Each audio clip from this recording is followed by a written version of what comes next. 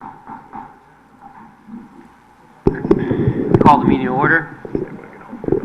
This is the February 14, 2017 meeting of the Town Plan and Zoning Commission for the Town of Fairfield. First item on our agenda are the meeting minutes from January 24th, 2017. I'll move to approve. Motion by Commissioner Barretts and seconded by Commissioner Francis. So we have Commissioner Kennelly, who is absent, and well, before we get there, I'd like to welcome Rick Grauer, the newest member of our commission was appointed to fill a vacancy as an alternate. So, welcome, Rick. So, since you were not a member sitting at the last meeting, you can't sit for the absent commissioner on the minutes, but any new items will have you fill in for missing commissioner. Okay? So, all regular commissioners who are sitting are voting on this. Does anybody have any comments on the minutes? All in favor signify by saying aye. Aye. Any opposed? Abstentions? All right, the minutes are adopted unanimously. Next item is 2318 Mill Plain Road, review for preliminary finding of open space or fee in lieu for proposed subdivision. Mr. Chairman, this is a preliminary review for a 3-lot subdivision. It's important to note we're not voting on the subdivision in chief tonight. It's just to give the applicant guidance when they go forward with the formal application as to whether or not you agree with their proposal. They are proposing an open space fee in lieu of providing about just under a half an acre of open space. This matter was referred to the Conservation Commission, and you've got a memo in your packet that they agreed with the applicant and recommended a fee in lieu of, rather than providing a piece of open space that would not have any substantial value. Also is the estimate of the pre-subdivision value of the land from the tax assessor at just a little over $1 million, to give you an idea that, so the fee would be 10% of that should this application be ultimately approved. So it's a preliminary finding just to whether or not you agree that the application or the applicant should pursue under the premise of a fee, which is what they're proposing. Otherwise, they'd have to come back and show how they would provide for open space. And then thereafter, we'll have a hearing on the actual subdivision application itself. Very good. Thank you. So on this application, Commissioner Grauer, you're sitting for Commissioner Kennelly. Okay. All right. Can I have a motion? Yeah, for at least to start the discussion, Turn your mic on. I'll move we make just a preliminary finding to have them submit the application with a fee in lieu of open space. Okay. Motion to adopt the recommendation of fee in lieu by Commissioner Barretts. Second by Commissioner Noonan. Yeah, I mean, I think this is mainly just to give me. Yep. I think this is just mainly to give the applicant guidance, so when they come in with plans, they won't have an open space dedication. They'll have the whole thing in a calculated fee. Yep. I think at the meeting we could question it and decide that we want to change it and require open space, but this is just a preliminary look. So for that, and Conservation recommends that a fee would be appropriate, and you say it might be a matter of about $100,000 potentially. Yep.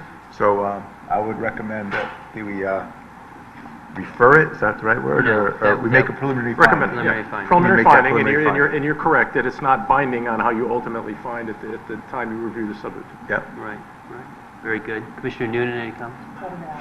Okay. Yeah, I would agree.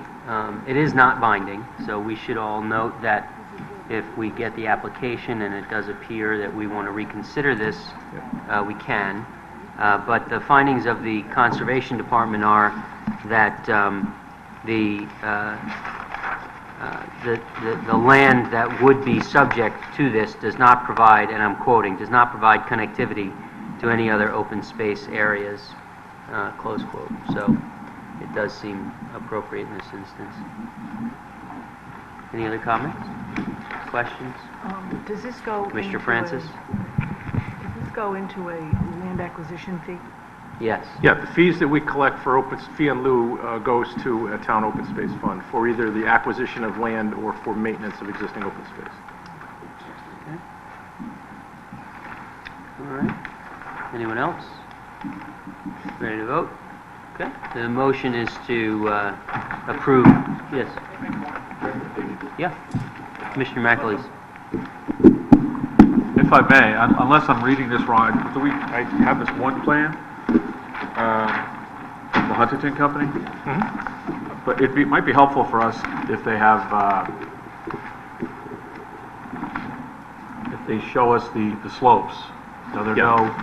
We do, well, you'll have that for the subdivision plan itself. Because they specifically mentioned that it's a steep grade, but we don't see Yeah, grades, so we yeah. don't know.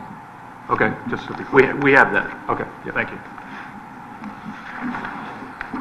Okay. Anyone else? Okay. So the motion is to approve a preliminary recommendation to accept a fee in lieu of open space in this application, when they submit the application. All in favor signify by saying aye. Aye. Any opposed? Abstentions?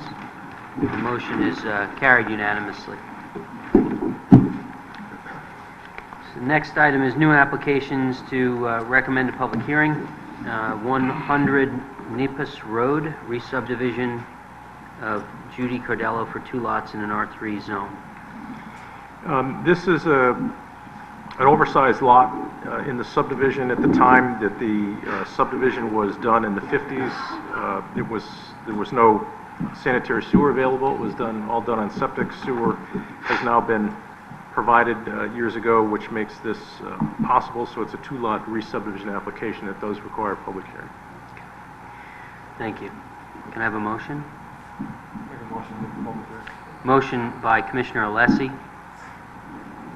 I'll second. second by Commissioner Barrett. Public hearing is required. Any further comments, questions? All in favor signify by saying aye. Aye. Any opposed? Abstentions? It's moved to public hearing unanimously. Okay, next item is old business, 1073 North Benson Road, special exception application of Fairfield University pertaining to the construction of a new residence hall in a AA zone. All right, Mr. Chairman, I'll give you a brief overview of what was presented to the commission and discussed at the hearing. This proposal is to construct a new dormitory south of Regis Hall and west of Gonzaga Hall. The new building will have 205 beds and have a height of 3 stories, 36 feet, and a total floor area of 64,120 square feet. Fairfield, the new dormitories would be in the center of the campus, grouped with other dormitories referred to as the quad. The design of the buildings, as shown on the plan submitted, is they are proposing to keep it the same size and style of the adjacent buildings to kind of blend in with the other in the quad. The dormitory will serve as a campus home to sophomores who are not allowed campus parking privileges. The new dorm is designated with a classroom space on the first floor along with substantially sized lounge that will allow student residents to gather, collaborate on academic projects. The new dormitory will also provide 2 resident director apartments. The inland wetland permit was approved unanimously for this project on September 8th, 2016. Issues that were discussed at the hearing include the number of beds and a car access to the dorm area. There are some 5-bedroom suites with 10 beds on the plans for this proposed dorm. There was some confusion at the hearing of what the Connecticut Fire Safety Code limits are for occupancy. The fire marshal confirmed that any suite of sleeping rooms which has only one point of access to the access corridor, the safety code limits the total occupancy of such suites to 10. There was confusion on the hearing. The code minutes said said that no 3 or 4 bedrooms in the future, when it should have been phrased no 3 or 4 beds per room. With this confirmation by the fire marshal, the plans that are presented or represented to you are in conformance with the fire code. The other issue having to do with car access. The car access to the dorm area would be disrupted, it was determined, if the new dorm location was to remain as is. It would create basically a bottleneck traffic. So to alleviate this, the applicant has proposed establishing along West Longan Road as a two-way traffic access. I don't know if you remember, way back when, but it used to be two ways. Some time ago, they made it one way. With this proposed addition, with the new configuration of the turnaround in front of the quad dormitories, they are again proposing to establish Longan Road as a two-way traffic route again, which would alleviate that proposed bottleneck. That, Mr. Chairman, were basically what was submitted briefly to the commission and the two issues that were discussed. Thank you. Since we're moving into old business, Commissioner Ford, you were at the hearings, so you'll be sitting in for Commissioner Kennelly on this old business. Okay? Very good. Can I have a motion? Motion to approve by Commissioner Alessi, second by Commissioner Ford. Commissioner Alessi? I had a lot of questions about the parking lot situation at the last hearing. It seems like they made changes to it and changes to the traffic pattern, although it seems very confusing to me still. You know, it's on their campus and they feel this is their best plan. I had questions about the bedrooms that has been addressed. Other than that, I don't see any reasons to deny this application. Commissioner Ford? Okay. Very good. Yep. I mean, you know, once we got the traffic flow squared away, you know, I think that was the biggest issue that arose. Otherwise, the plans look really very nice, good building, and complies in all other respects with our regulations. Does anyone else have any comments? Ready to vote? All in favor signify by saying aye. Aye. Any opposed? Abstentions? Okay, the item is approved unanimously. Next is 1073 North Benson Road, special exception application of Fairfield University pertaining to the construction of a parking structure in the AA zone. Again, Mr. Chairman, I'll give you a brief overview of what was presented to the commission at the hearing. Fairfield University, this application is for the construction of a parking structure. On the campus, there are 39 parking lots with approximately 2,700 surface parking spaces. Throughout the day and the week, parking needs change from staff, students, and prep schools, sporting events, performance events, all following unique schedules. In order to strategically address these realities, the university has elected to locate a new parking structure on a lot east of Kelly Center.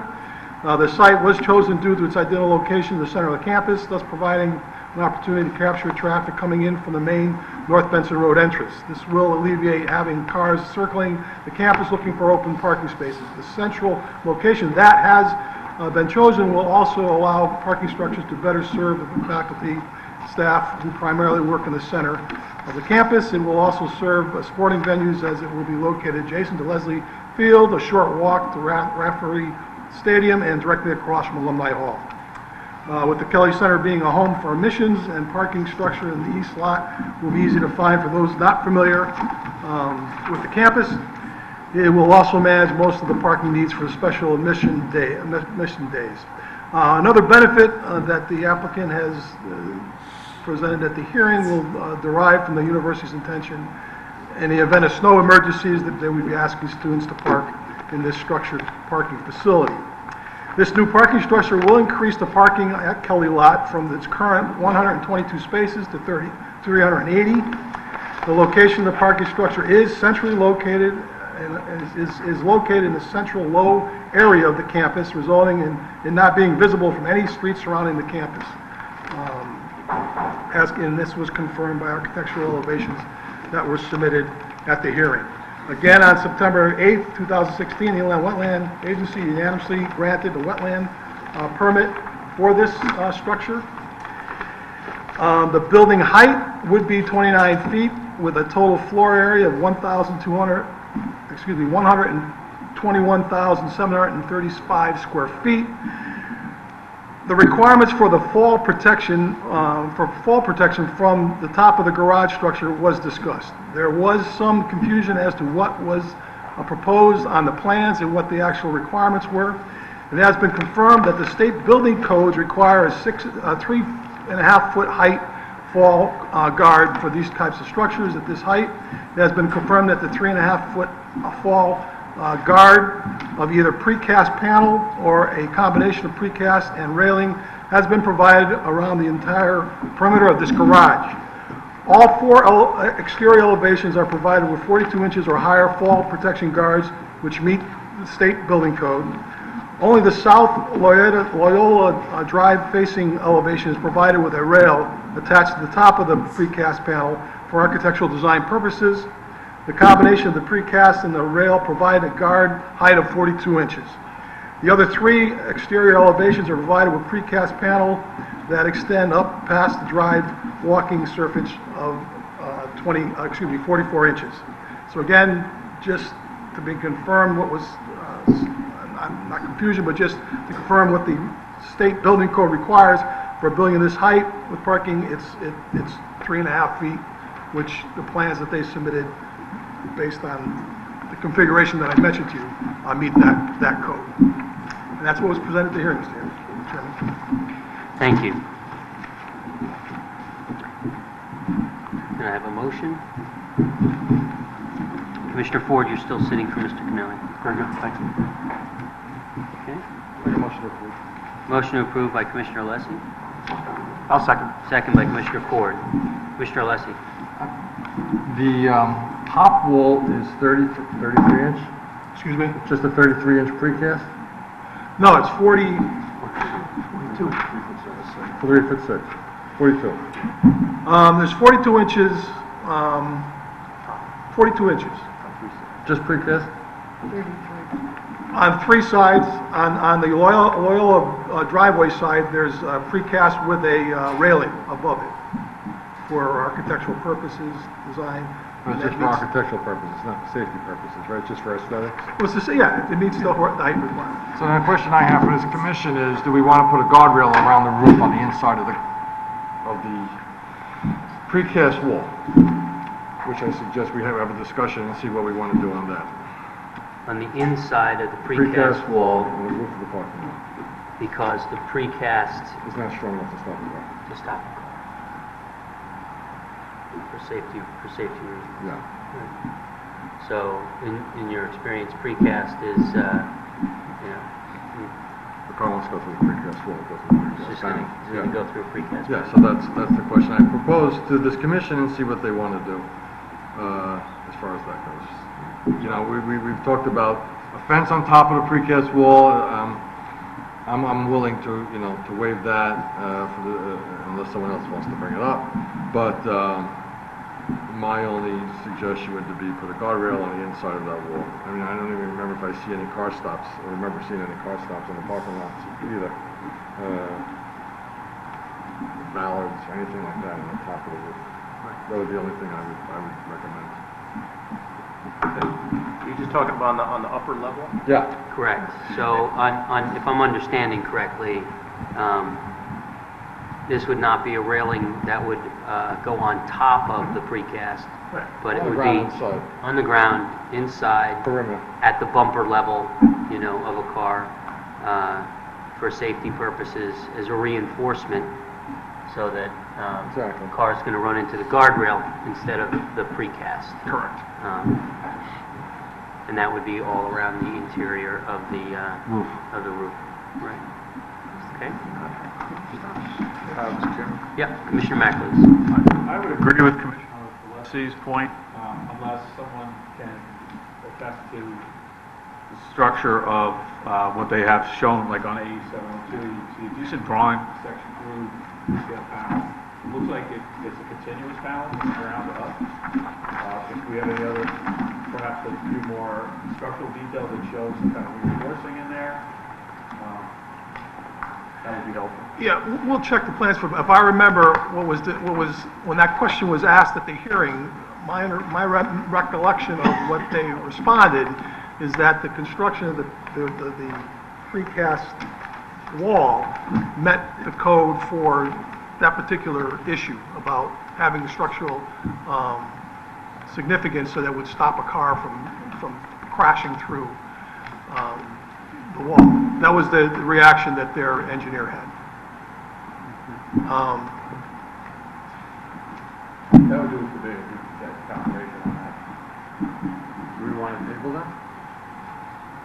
Well, we could either table it or do it contingent that either the applicant would show that the plans as proposed provide a structural integrity that would be the equivalent of, a guardrail for safety purposes. There may be reinforced rebar,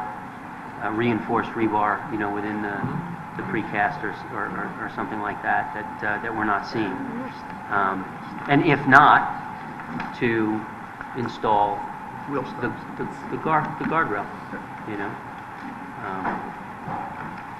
because I do agree that we should be satisfied that.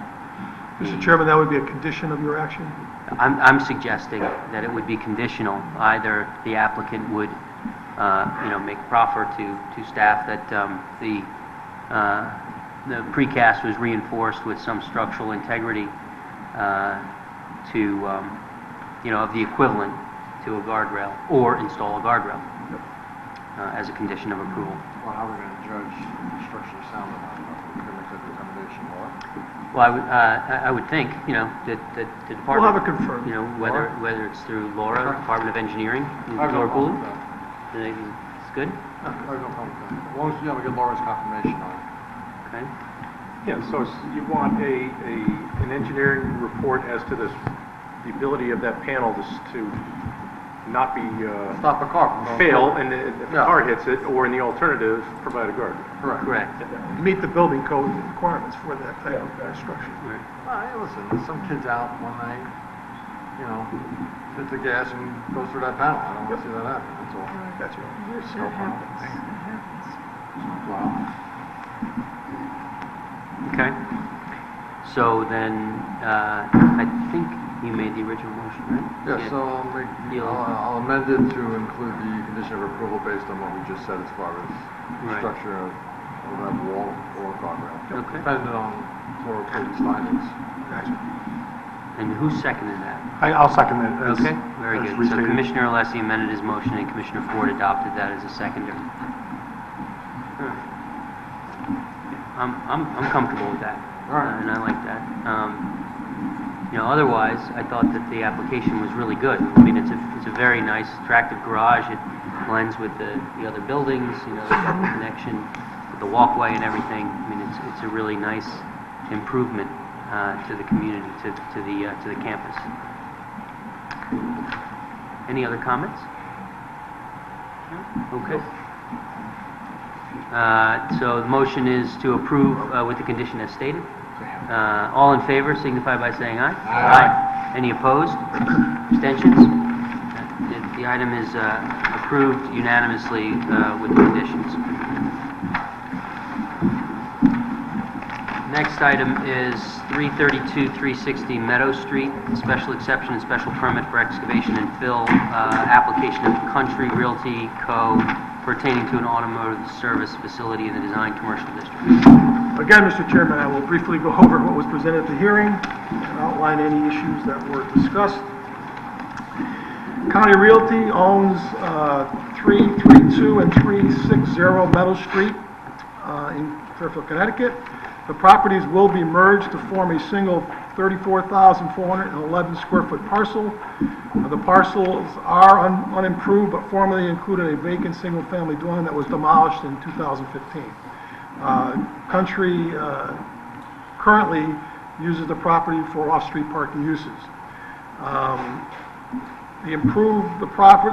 The applicant proposes to improve the property with a 5,511 square foot single-story concrete masonry building to be utilized as a pre-delivery inspection and detailing facility used in connection with its Toyota dealership in Westport and Lexus dealerships in Westport and Fairfield. The facility will be used to process, wash, and detail new and pre-owned vehicles. When necessary, light mechanical repairs will also occur. That was discussed at the hearing. The building is a one-story and features 9 work bays, a video studio that is used for digital imaging of vehicles for internet sales, office space, storage, and an indoor refuse space area. On-grade parking with this proposal would provide for 40 vehicles. The facility is not accessible to the general public. Additional site improvements include new grading, drainage, paving, lighting, interior and perimeter landscaping, retaining walls, and an ornamental fencing along the Meadow Street and New England Avenue frontages. Of the 2 exiting driveway curbs serving the property, only 1 on Meadow Street will remain. Excavation is in excess of 250 cubic yards, and it's anticipated, and the appropriate special permit request in accordance with Section 24 has been filed and was discussed at the hearing. On March 2016, the Zoning Board of Appeals approved variances of street line setback on New England Avenue, side property line setback, and a rear yard setback. Were all required to enable the proposed site plan that was presented in front of you at the hearing. It is anticipated that this facility, when fully operational, will have 6 employees. All vehicles will be transported to the facility individually from or to the dealerships or other locations. The hour operations are Monday through Thursday, 7:30 a.m. to 7 p.m., Friday, 7:30 a.m. to 6 p.m., and Saturday, 7:30 a.m. to 5 p.m. It is anticipated that the dealership will process an average of 15 vehicles per day. New concrete curb sidewalks on New England Avenue and new concrete curb sidewalk and apron on Meadow Street are required. The applicant did at the hearing is requesting that the requirement for concrete curbs and sidewalks on the New England Avenue be waived instead for maintaining the existing asphalt walk. So when you go ahead and act on this, what I think I would recommend, Mr. Chairman, the first thing you would react to is whether or not you were going to be granting that waiver, maintaining the asphalt parking, sidewalks on New England Avenue, or again, your condition would be that they would in fact have to establish what our requirements are for new concrete curbs and sidewalks. That's pretty much what was committed to the hearing.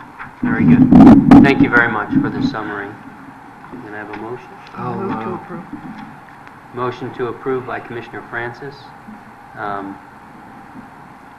Do you want to specify in your motion? I would suggest the concrete curb and sidewalks due to the fact that, is there a second? You don't have to argue it now, just let's get the motion on the table, and then you can say your Concrete piece. curbs So, and sidewalks. motion to approve with the requirement for concrete sidewalks and curbs. Okay? I'll second. Motion been seconded by Commissioner Barretts. Go ahead, Commissioner Francis. I think this was a very well-done proposal, and they seem to be planning to implement a first-class facility. I'm very impressed with it, and I think they should do that, take that final step to keep the site top-notch. Very good, thank you. Commissioner Barretts? Yeah, I would tend to agree. I would have to know what the rationale would be for waiving. I mean, that's what the regulations call for. If you want to build something, you should put in concrete curbs. I mean, it's probably not a high pedestrian area, granted that, but still, if that's what the regulations call for, then they should put in the concrete unless there's some compelling reason why they shouldn't. Which I didn't hear. Commissioner Alessi? I agree. I think it was presented very well. And the only thing I would like to add is if we put the handicap ramps into the curbs and the corners. I don't know if that's in our specifications or not, but I'd like to see that as part of the condition. Handicap ramps. The ramps and the cutouts in the corner. On the sidewalk. Oh, on the sidewalk, Sidewalk, because yeah. on the corner, on the Yeah, cross, yeah, yeah, to the cross, crosswalk, to cross over. I think that, on a corner where you're installing a concrete sidewalk, I don't know if the that's- specifications would call for Yeah, I don't the know if cut, I got standard right? procedure, but we'll confirm that. Yeah, all right. The ADA thing. Right, okay.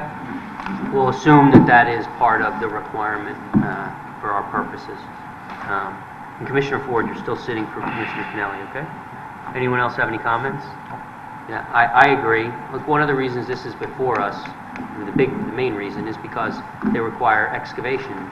You know, they're excavating more fill than usual, and under our regulations, they need our approval to do it, and it's cutting out of the side of a hill. So I don't see any problem with that at all.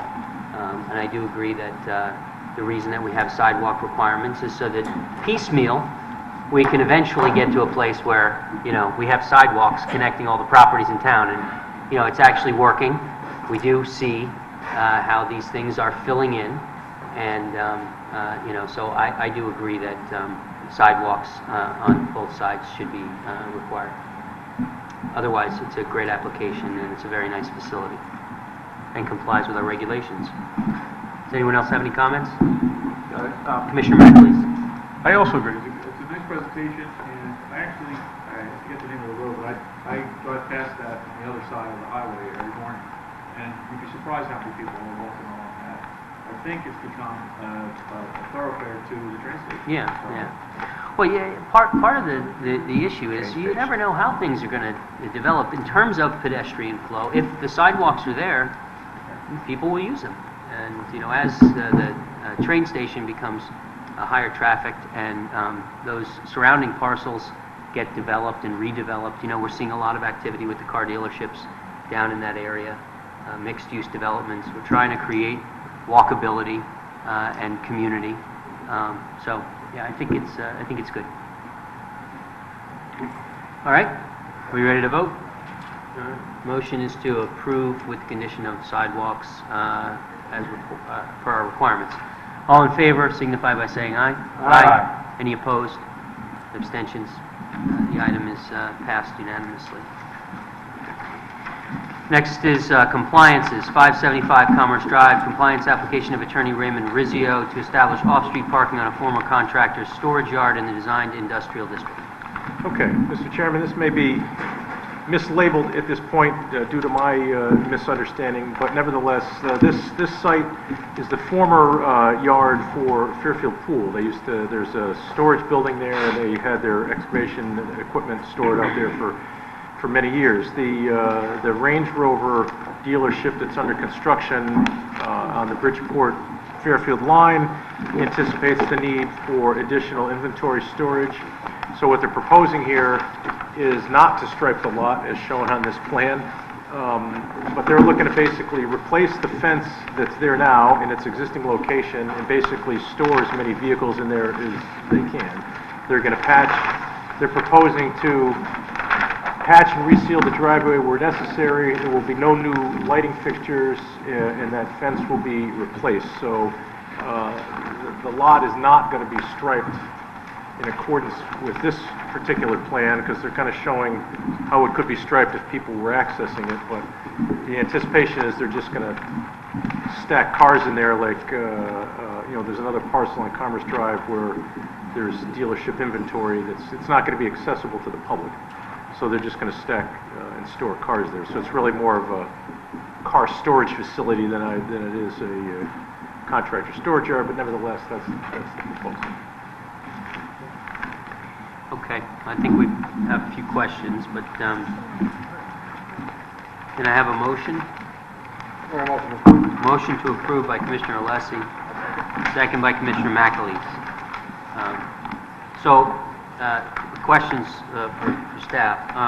You know, it's a compliance application. It is. They're not proposing any modifications to the building. Correct. They're not proposing to pave the parking lot or stripe the parking spaces. Correct. So what is it that we're approving for compliance? Well, that's really now that I have a better grasp on what the actual proposal is, we probably could have handled this administratively as just a storage facility, but we've had similar applications that were more elaborate improvements to the property for dealerships farther down Commerce Drive, where they've kind of annexed adjacent parcels, paved it, put new lighting fixtures in, and kind of made it an extension of their parking lot. This is just going to be a fenced inventory storage yard. Mm-hmm. And that is a permitted use?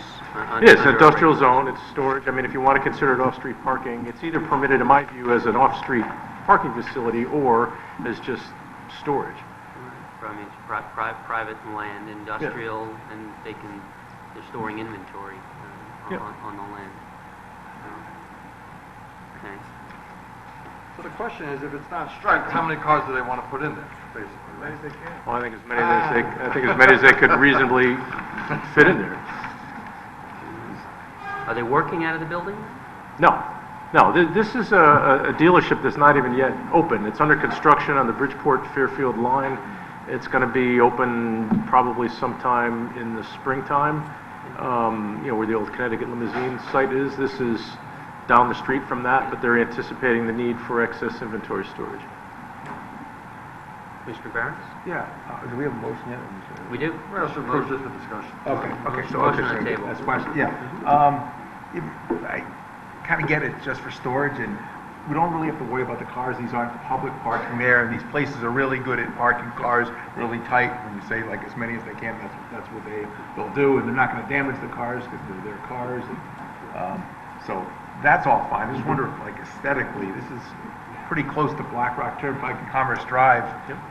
Is there any regulations governing this at all in terms of, like, using it for a storage facility? Like how many cars can they park? As many as they can. I'm just worried about it looking, I don't know, somewhat unsightly.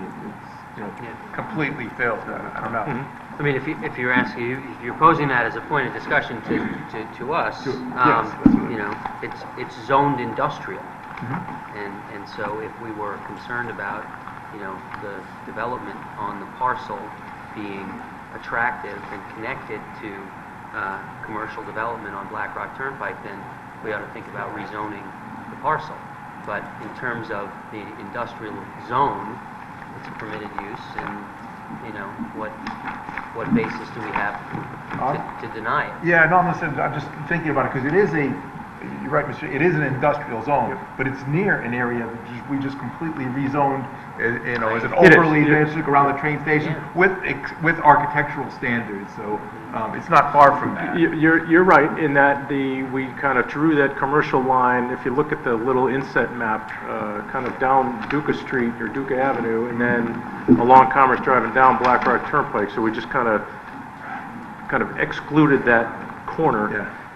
It is close, but And just to refresh your memory why you did that is one of the concerns about when we went to the whole-scale review of the area is not to eliminate all industrial property because we didn't want to eliminate the opportunity for some kind of assembly, somewhat similar kind of uses in this. Just kind of not wanting to zone all that type of use out. No question, sooner or later you come to the zone line. But it basically be just a car parking area. I don't know that it's going to be that obtrusive. No, probably not. Just and prior to this, it had excavation equipment stored outside. So the fence is only going to be visible from Commerce Drive, not on both sides, correct? Because you got properties on both sides. Yeah, there's a driveway there's a right-of-way over this property to the property in the rear that they have to maintain for that owner in the back. There's a chain link fence now that has barbed wire on the top of it that they're proposing to remove and replace with a black chain link fence in the existing location. All the way around? The way it's shown on the plan, yes.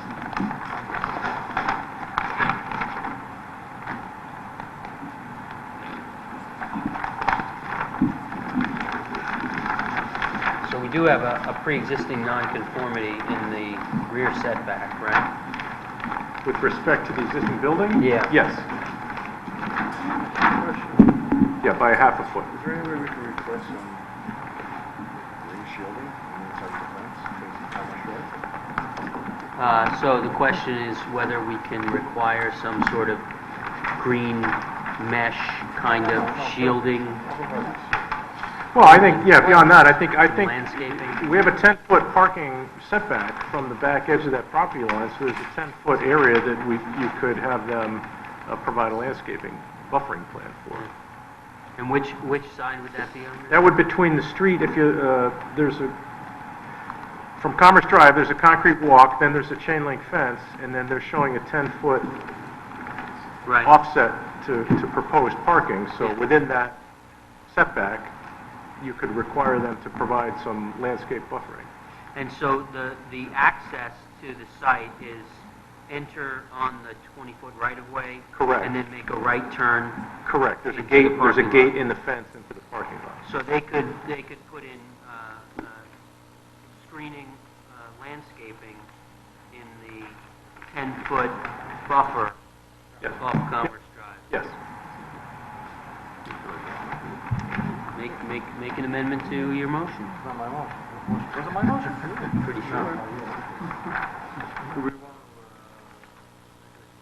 to, and having, I guess, a tree warden, or have them come back to us with can have a them. landscape design? You can have them review this landscape.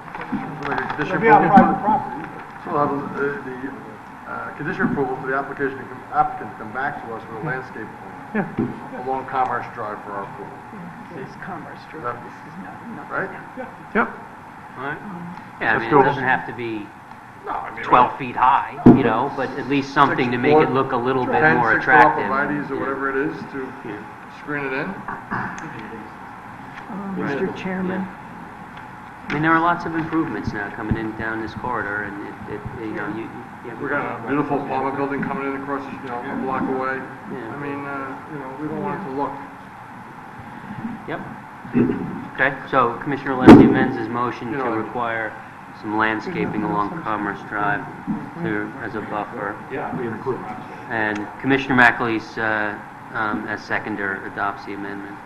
may I ask a question? Commissioner Is there Francis. any possibility we don't have to have a chain link fence? We could have wrought iron? She's asking about a wrought iron fence instead of. I mean, this is right on Commerce Drive. I have no problem with changing to an aluminum wrought iron fence. I mean, I don't know if we want to do that, but. If you want an opinion, Mr. Chairman? it's a parking lot.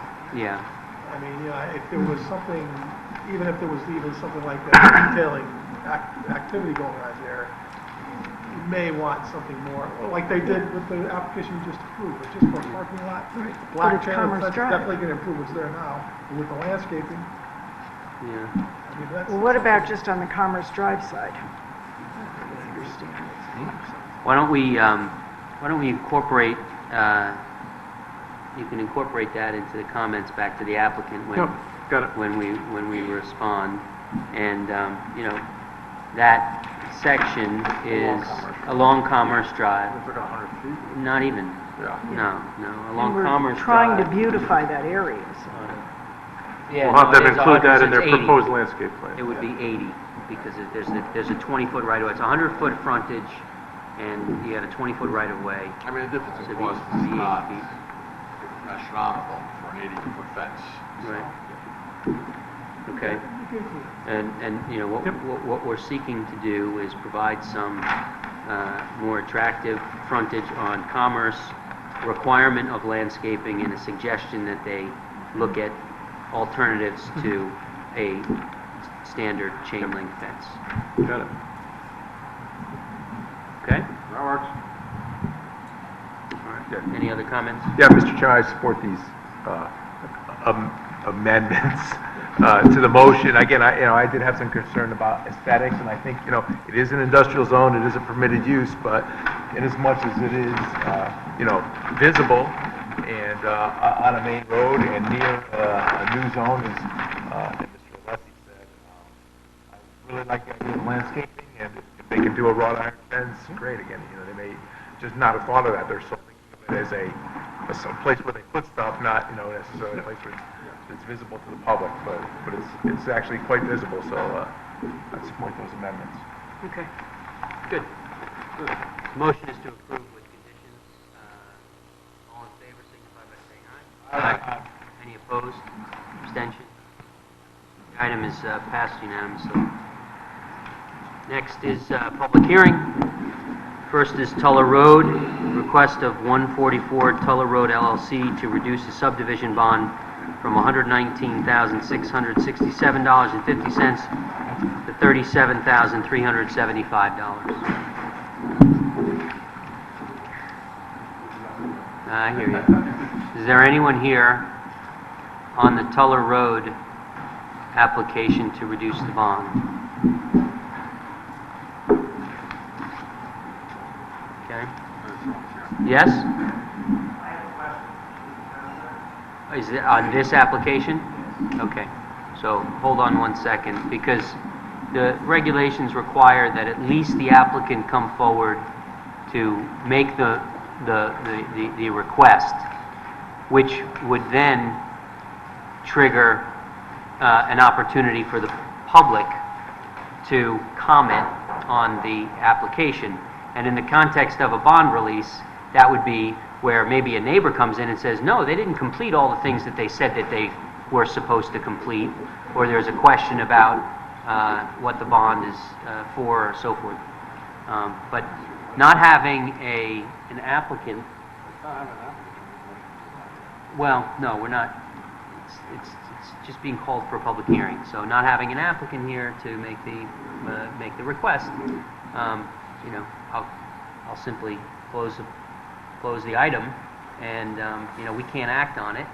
And if the applicant, exactly, and so if the applicant wants to renew the application, there, you will have to put it on another agenda. All right? Yep.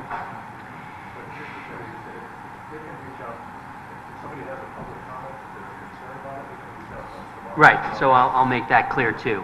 So if there's anyone that has a question about this property or this bond or this application, you can direct those to staff.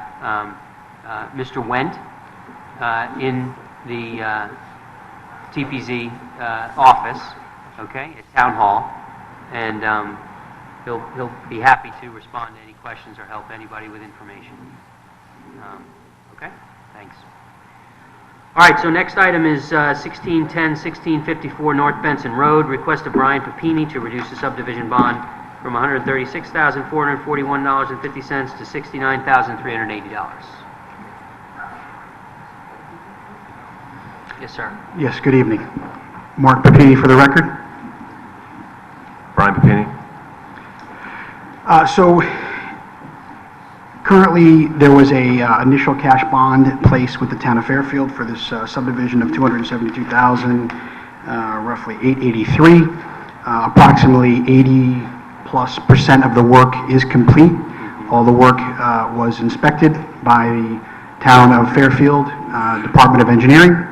Everything's been in place and passed. Currently, the amount complete to date is, by the calculations, both ourselves and the town of engineering, is $220,000. There looks like there's a little discrepancy in the dollar amount, because the numbers that we came up with were asking a reduction to be held in escrow of $60,380. So we're requesting back $76,061.50.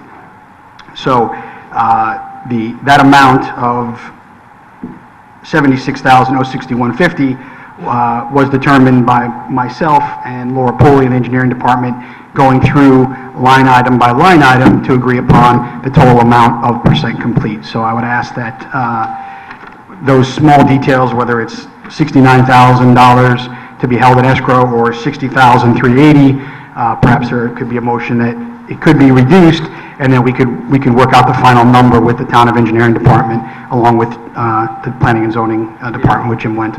So we have an email in our record from Laura Pooley from February 1st, where she confirms the amount is $69,380.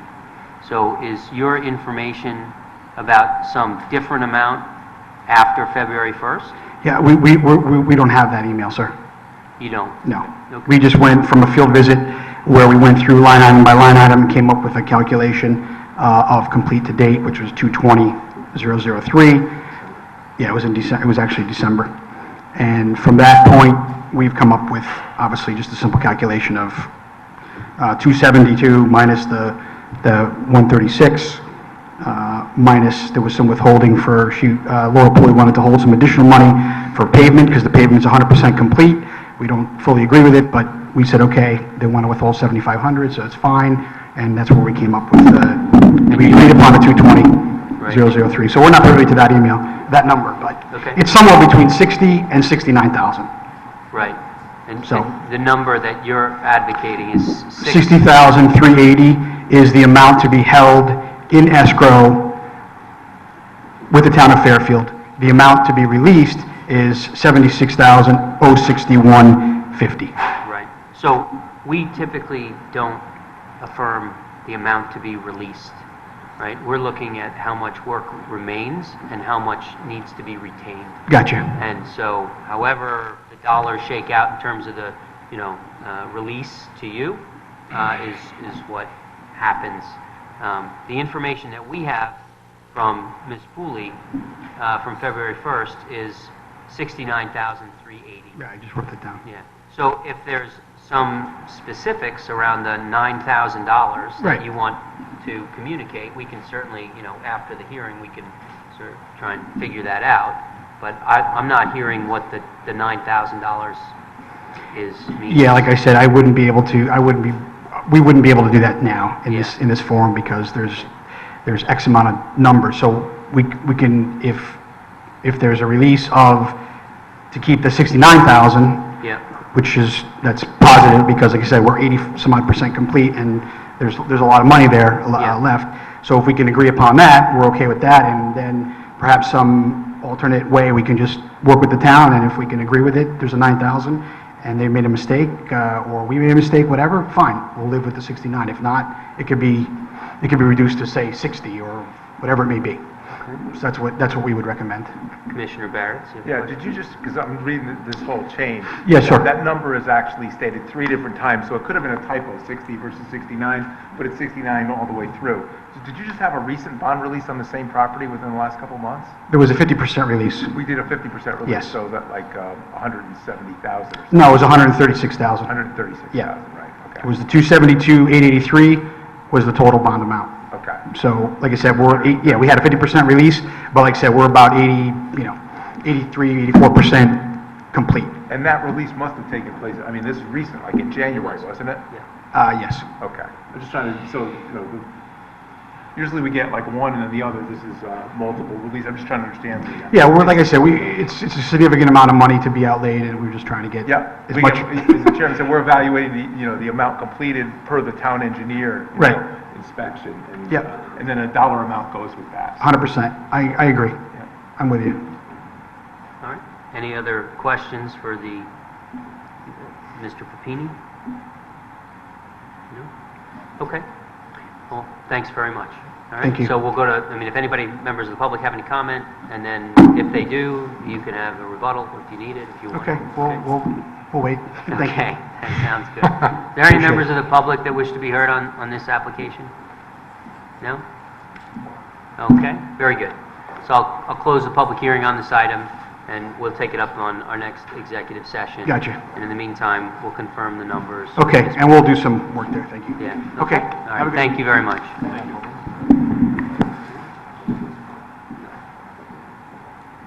Next item is 430, 452, 470, and 484 Stillson Road, special exception application of ND Acquisitions LLC pertaining to the construction of an assisted living facility in the A zone.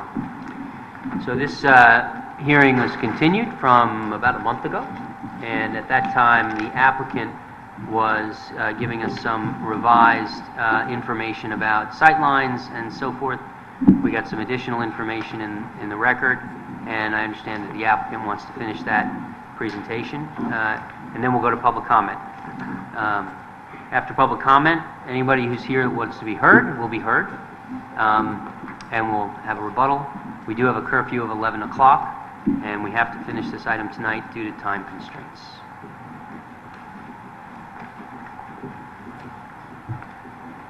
Good evening, Mr. Chairman and Commissioners. I'm Attorney Tim Hollister, co-counsel with Mr. Fallon, representing the applicant Michael Glenn from ND Acquisitions here, and the folks from Stantec, Chris Mojica, Phil Katz, and Teo Kindermans. I'm going to give out a hard copy of the materials that we emailed on Friday. Excellent. You can just give the whole stack to one side, and we'll pass them around. Thank you.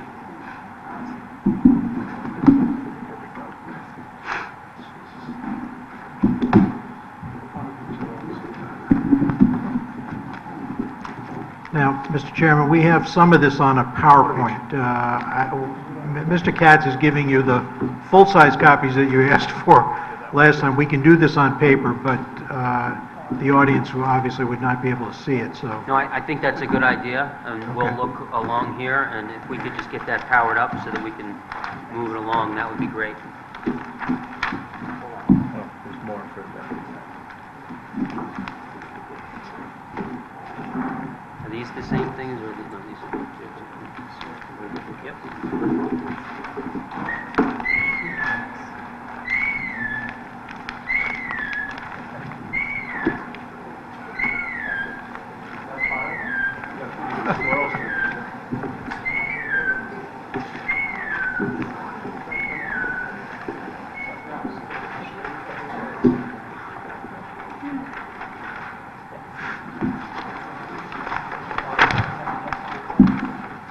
Mr. Chairman and Commissioners, while we're pulling this up on the screen, I do want to note, I believe the staff and the applicant at least are in agreement that we have to close the hearing tonight, because we're down to... We need to finish the hearing, your presentation and public comment, and your rebuttal tonight. Correct. And I just want to note for the record that we have been in communication over the last 2 weeks with Attorney Green's office. My understanding is that he represents neighbors in opposition, and we also disclosed by email the materials that you're receiving right now. We asked for any response from materials that he might have in a response, and we did not receive any response. So what I propose to do is we will go through our sightline information, and then we would yield the podium to Mr. Green and the public, and then we'll have our rebuttal, and that should be enough to close the hearing. Very good. So let me just take you first through this bound package that I just given you, and then we can reference which parts of this are also up on the screen. Great, thank you. So I think you know that Stillson Road is State Route 135, and thus it is under the jurisdiction of the State Department of Transportation, at least as to curb cuts and such. And we did have communications regularly in late December and early January with the district, the Department of Transportation District Office, resulting in a January 18th email that Mr. Wendt received, and I'm assuming you have copies, but I'll just read the central portions of it into the record. So DOT approved the sight line based on the existing conditions in the field. And Mr. Ingar's email says, in part, this is to Mr. Wendt. I'm just going to read this into the record. Thank you for discussing the sightline criteria with me on the phone today. To summarize, the evaluation of the driveway sideline at 430 Stillson Road was an iterative process where the engineer, that would be Mr. Katz, and the department looked at the existing sideline, which is 160 feet, and compared it to measurements at different locations. The evaluation looked at changing the driver's eye location to 10 feet back from the white travelway line, yielding an intersection sight distance of 234 feet. By moving the driver's eye location, it better reflects the real-world creeping ahead movement to give the driver a better look. Other factors considered in the evaluation were the posted speed limit of 30 miles per hour and the proximity of the driveway to the signalized intersection at Stillson Road and Black Rock Turnpike. As stated in our previous email, the Department of Transportation has no objection to the sightline analysis and the driveway location for the property at 430 Stillson Road. So that was the DOT essentially blessing the sightline analysis after we moved the driveway about 25 feet toward Black Rock Turnpike. Then, in response to the discussion that was held at the hearing on January 10th, the applicant found a way to add an additional guarantee of sightline by procuring from Dolan Properties, the commercial property owner to the north, a sightline easement from Michael Dolan and Dolan Properties, and what Mr. Katz from Stantec has given you is a full-size diagram of the easement and also a surveyed, I think you asked for a lasered, a surveyed diagram of the easement to show the accuracy of the measurement. So now let me turn to the materials that I just gave you. So item number 1, and the items are labeled in the upper right. We have a letter from Mr. Dolan explaining to my client, Mr. Glenn, that his willingness to provide a sightline easement. Then item number 2 is the actual draft sightline easement agreement, which we would propose as a condition of approval to the satisfaction of the town engineer, the town planner, and the town attorney, obviously to put it in recordable form with a meets and bounds description and so forth. I will note for the record that on the first page of the sightline easement, the initial draft had just a reference to 414 Stillson Road. A little triangle of the easement also crosses the property known as 2131 Black Rock Turnpike. So we have now corrected that, and so we now have the appropriate properties involved in the easement. Both of those are owned by the same... They're all owned by Dolan. Dolan Properties, Yeah, correct. okay. Question for you. So, and I can't remember exactly where I saw this, but now I understand that there will be no left turn. There needs to be right turn only out of... Well, we will come to that. You'll come to that. That was All a right. statement that was made by a member of the police department. We don't agree with that, but I'd like to get to that No at the problem. end. That's Yes, fine. But we will address it. Yep. All right, so item 3 is what in the package I gave you tonight, the bound package, is what you have in full-size copy and also projected up on the screen. So that is essentially the diagram showing you the triangle of the sightline easement and the measurement out to Black Rock Turnpike to the north. There's also labeling of where the location of the driver's eye was 15 feet off the travel way at elevation 3.5 feet. There's a identification of an existing tree to be removed. There is identification of the, I'll call it a neon sign, on the Dolan property that needs to be moved a few feet. That is also indicated on the diagram. Then item number 4 is, just for your reference, is an aerial photograph, not overlaid, but just an aerial photograph showing you the real world of where the sightline easement will be imposed. So basically, if you see the red on the left-hand side that says 430 Stillson Road, that's approximately where the new driveway would be, and then the sightline easement would be to the right, going toward the intersection of Stillson and Black Rock. And then number 5 is the sightline profile, the surveyed accuracy of the distance of the sightline, and then item number 6 is, I guess you'd call it a ground level view taken from the edge of Stillson Road. This is obviously a Google map image, again just showing the location of the sightline easement. And the other items deal with landscaping and so forth, and are not directly relevant to the sightline easement.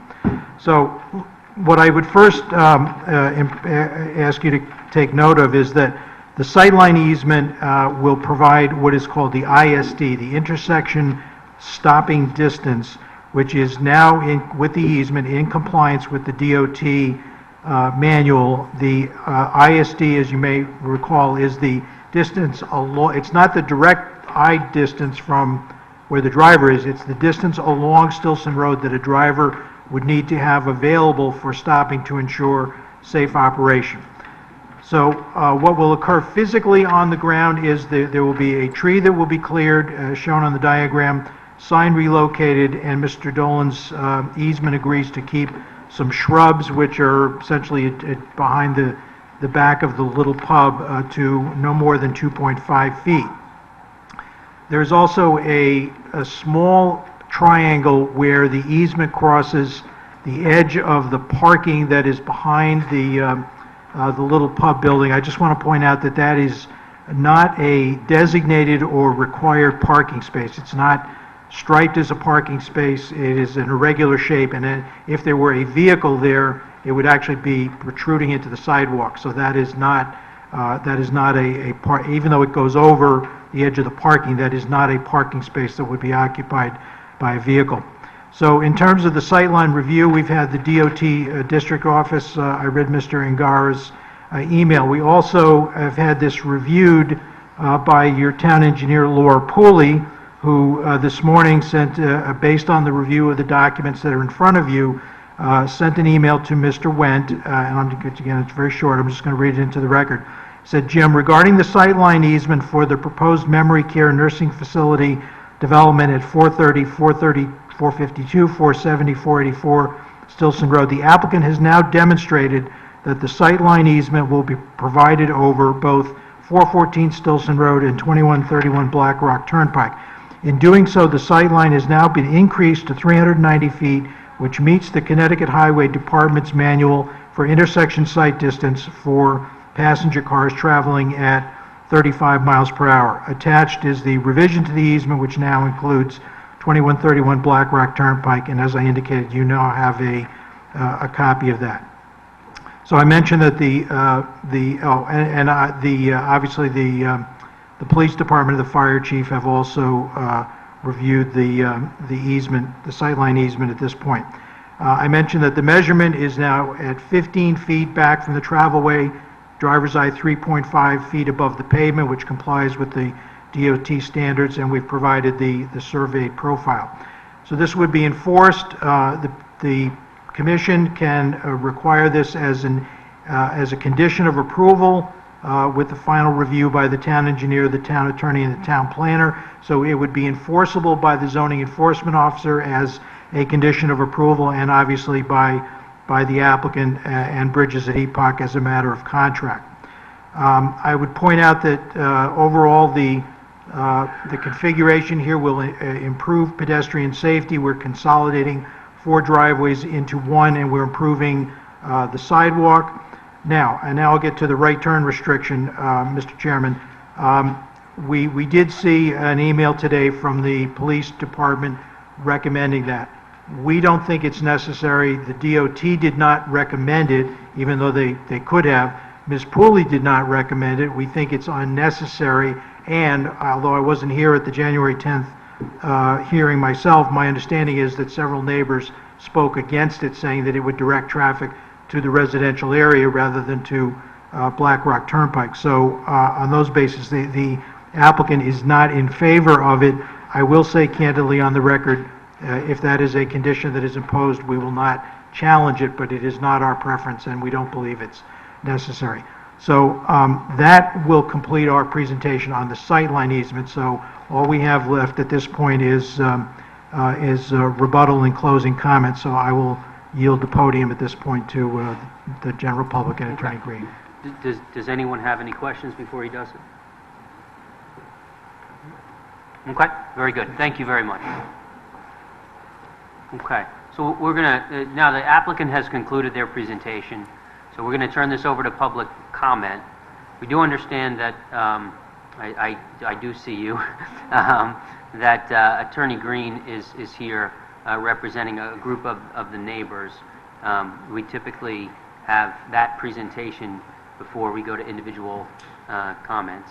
And in as much as typically the arguments that most would advance will be incorporated into, a formal presentation. But everyone who would like to speak will be given an opportunity to be heard tonight.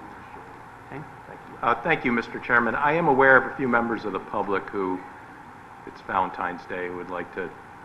If you'd like to cede the podium I'll to yield them. briefly if there's someone who has a timing issue and Please. would like to be heard, but Yep. I'm Very ready to good. go. Very good.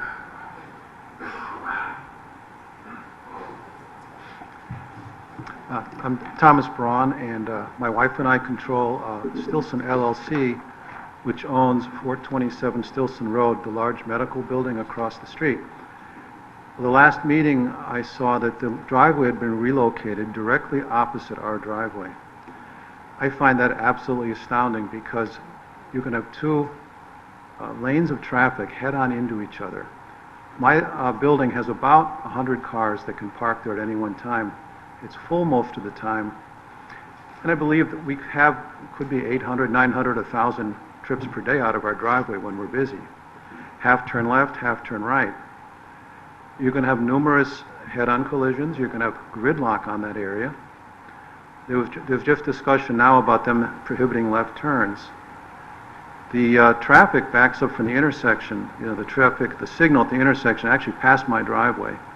So they're not able to make left turns. There'll be kitty corner across the southbound lane, causing gridlock, as they call it in New York City. No one will be able to get out of my driveway going either way. A large percentage of the traffic coming out of this 427 is senior citizen vans, chair cars, ambulances, delivery trucks. We have fire trucks sometimes because they're first responders. It's going to cause an endless gridlock there. There already is that, and I think it's just going to be an untenable situation. Our building has been there for almost 40 years. We've been using that driveway. And the parking lot's been similar for that period of time. And I find this change of use is just going to cause tremendous actual hardship to my tenants and to my own patients. So I speak very much against having this driveway opposite me with the tremendous traffic. There's also been testimony previously about how few cars they're going to have coming in there. But they neglect to mention that I think there's 50 rooms, 50 plus rooms, right? On holiday time, there's going to be 50 visitors. There's going to be, practical nurses. There's going to be aides. There's going to be a lot more cars parked there than I think they were presented. We heard some testimony, I think it was the Trumbull facility, and they talked about a lot more traffic than was presented to this facility. So I think the potential to have absolute gridlock on that intersection is tremendous. In addition, I think on the order of about once a week, this is anecdotally from my part, there are traffic incidents that require first responders. I grew up here all my life, and that's one of the worst intersections in Fairfield. There are many T-bone accidents in front of my building at least once a month with injuries. It's going to be compounded with the amount of traffic they want to bring through there. None of the maps they've shown here coincidentally show my driveway and show the traffic count out of my driveway. They only show traffic up and down. I think because we're a large commercial user, I think my traffic use and the direction they come in and out of my driveway has to be taken into account by their traffic experts. To my knowledge, it has not yet been taken into account that way. In any case, my summary is that I'm very much in opposition of the driveway location and all the traffic it's going to generate. Thank you. Thank you very much for your comments. Any other members of the public that wish to be heard before Attorney Green steps up?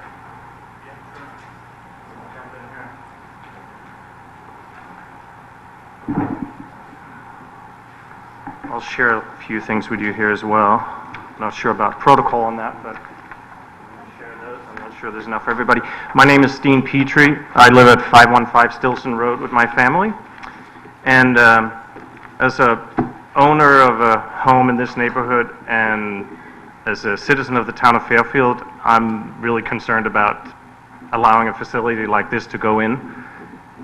So I strongly oppose it, and I think the commission should as well.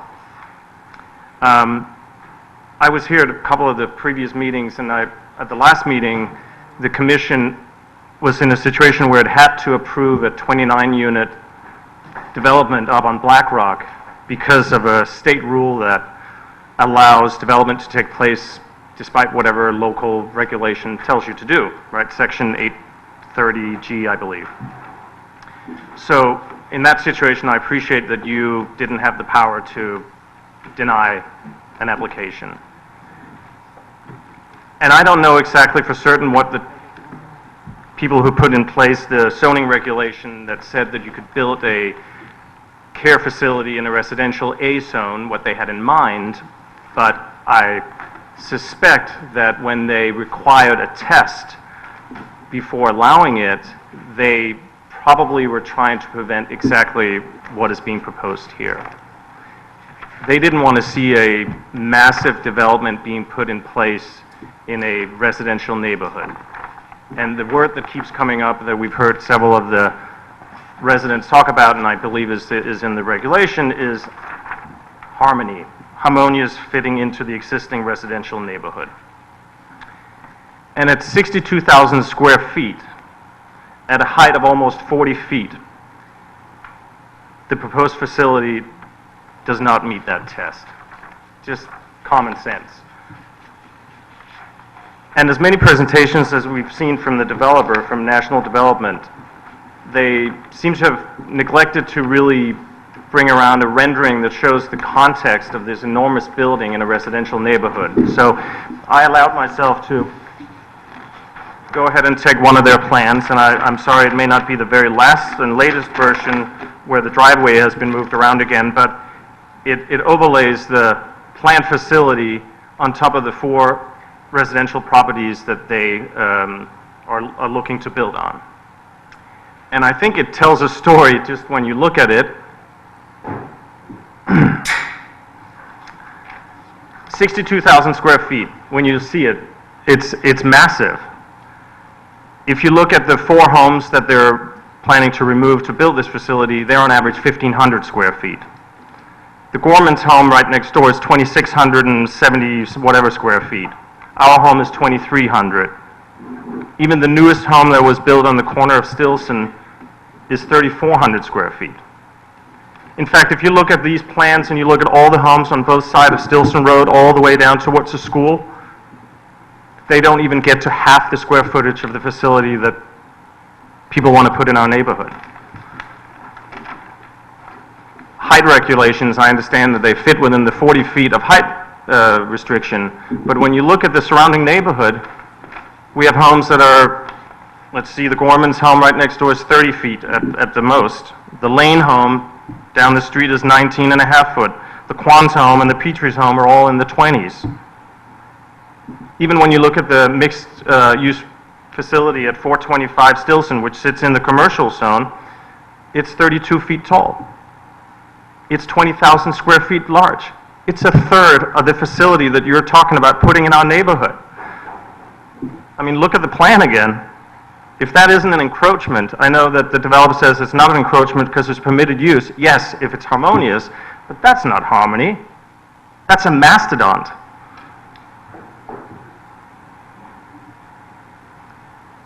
They talk about it only being 2 stories tall, but we're talking 2 stories, 40 feet, right? I don't care how much siding and how much plantings you put around this thing, it doesn't fit in. I mean, you could put a fur coat on an elephant, but it doesn't fit in with the mice, right? So, it doesn't fit the test, and you guys should definitely reject it based on that alone. I also wanted to follow up on one of the many questions and comments about traffic, and James Mortimer was here last time. I'm not sure he's here this time around. He had pulled some stats from Trumbull, looking at the facility up there that's very similar to what's being proposed here. And effectively, he looked at all the EMT and police calls to that facility for an 11-month period, which was during the ramp-up of that facility. It probably ran on average 45% occupancy. So allowing me to take those numbers, extrapolate them out for a facility here fully built, assuming you allow it, during a 12-month period with occupancy of, say, 85 to 100%, which I assume is what their target must be, there would be somewhere between 195 and 230 calls to police and EMT every single year from this facility. That's 4 to 5 calls per week. I don't know how many calls we on average get by residential household on Stillson Road. I've seen an ambulance twice, but I tell you, it's knocked 4 to 5 times a week per 4 property. That bothers me. That really scares me as a resident living here. And don't tell me that 62,000 square feet with that kind of traffic, with that kind of added EMT police activity doesn't have a negative impact on the property values in that surrounding area, on the quality of life. I strongly urge you, the Commission, to reject this proposed facility. It's well within your mandate to do so. I think you have all the ammunition to do so. So, as a concerned resident in this neighborhood, I urge you to save Stillson Road. Thank you. Thank you. Thank you for your comments. Any other members of the public? Yep. Come on up.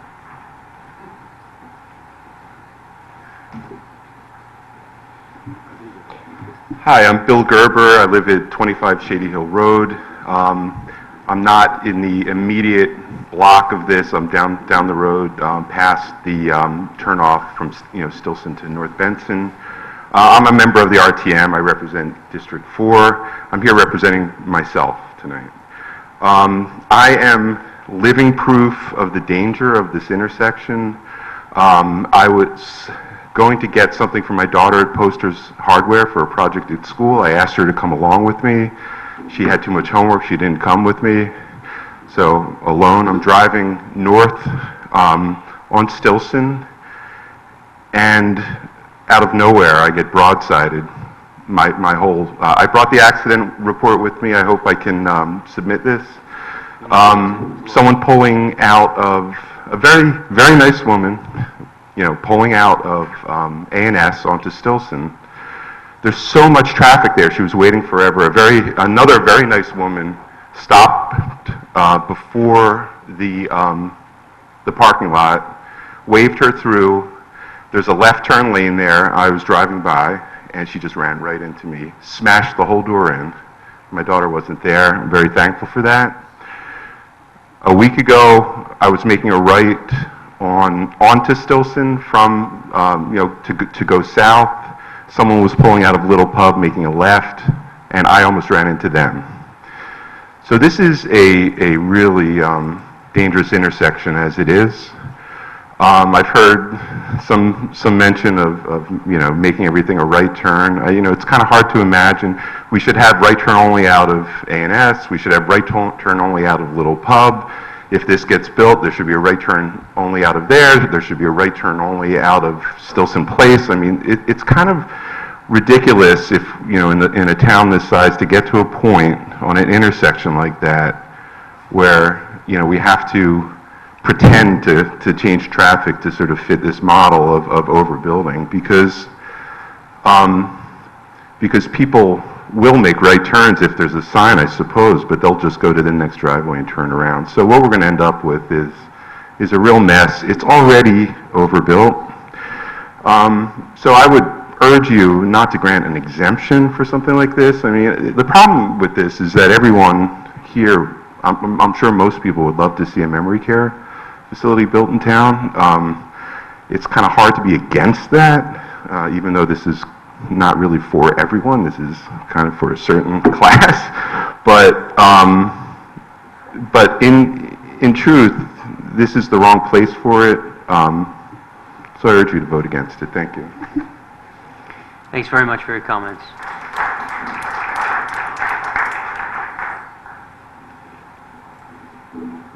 Good evening. My name is Mitchell Fuchs, 202 Melody Lane, Fairfield. First, I want to thank you all, having sat here through a number of meetings and having volunteered. I know the amount of work and dedication that you guys put into this, and it really is a daunting task, and your deliberations are certainly heartfelt, even if you don't always get the results you'd like to see. The first thing I need to bring to your attention is the flawed traffic study that's been done. Where they put the sensors were conveniently located so as to avoid at least 69 homes on Stillson Place, on Melody Lane, on Melody Court, as well as the Belvoir condos that are behind the Melody Lane condominiums. So there are at least 69 homes that have been avoided by where they set the sensors for the traffic study. So anybody coming down Stillson Place or anybody going down Melody Lane, making the left onto Stillson Road or the right from from Stillson Place onto Stillson, avoided the trippers, as well as all the other people who use Melody Lane condo and Belvoir as a cut-through, which will only get worse if this is built. So I would ask you to at least have them do a real study that takes into account all of the homes in the area. Secondly is more philosophical, and I realize that we're mostly a data-driven body. But the truth is, if you look at all the other developments along Black Rock Turnpike, none of them go back past where that small office building is next to the little pub. That's the end of commercial development, all the way up and down, behind ShopRite, behind all of these stores, the Old Navy. It stops right there. It doesn't go further than that. The houses are zoned R. This is not an R. This is a commercial development in a residential area. It's not zone T, as the attorneys for the other side would have you believe. It's not transitional. It's residential. And I would ask that you continue to keep that the way it is. I realize that it's difficult. I understand property rights as well as community rights, and I know people should have the ability to do what they want with their property. But there is the community that we do have to worry about, and the roads are just, it's crazy now. It really is crazy. We go out for a walk every night. We see so many cars.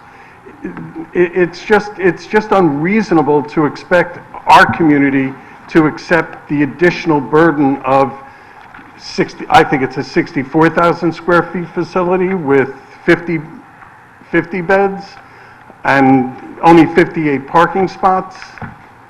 It just doesn't fit in. I mean, we really need to get to a point where we look at what we're doing in Fairfield. Just to digress a moment, to put 29 homes, 29 apartments on a 0.67 acre lot, we're not talking about doubling the capacity, we're talking about multiplying it 12 times. So, I mean, I would like to see us stand up to that. We're not trying to advance affordable housing, or in this case, assisted living. We're really destroying the town. We're hurting ourselves. We're making it less desirable. We're not the Fairfields that we once were, saying, I'm a carpetbagger to some degree. I've only been here 24 years, but the development that's gone on over that time is just enormous. And I really think that we need to have smart development. Again, I don't think anyone in this room is against assisted living or affordable housing. It's just where you're going to put it. Put it in the plant, by the plant factory down on Black Rock Turnpike. Put it on Post Road next to the Stop and Shop. This is not the place for it. This is our home. This is our community. Don't make it harder for us to get across the street. As it is now, to get across, to make the left turn from Melody Lane onto Stillson Road could take 10 minutes. There's just that much traffic. We really need to stop this. And I realize to some degree your hands are tied, but not in this instance. This requires a special exception. And I would say this is our property. It should remain residential property, and I would ask you to turn it down. Thank you. Thank you very much for your comments.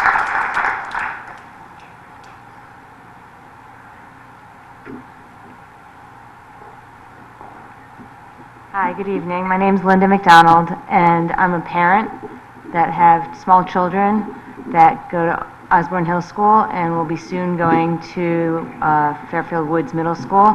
And my concern is that this is being built in between two schools, and especially for the middle school where children, when they get out of school, walk to Starbucks, walk and meet their friends after school, and that's where they congregate.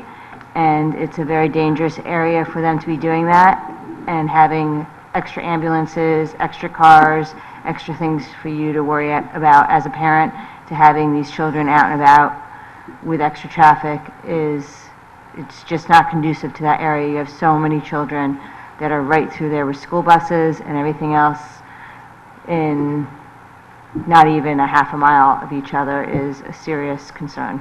So I just wanted to bring that to your attention as well. Thank you. Thanks very much. Any other members? Yes, Terry Tumpain. I'm a resident of Fairfield as well, but I also am an executive director with EPIC, so I have a unique perspective of understanding the memory care and the assisted living. So I ask you to take a look at this community and recognize the needs that we have in these communities and the benefit that we can draw and bring to the community of Fairfield for those residents and the family members who are dealing with a disease that's an insipid disease that just ravages individuals, but we provide a high level of quality. So I ask you just to take a good look at that as well. Thank you. Thank you.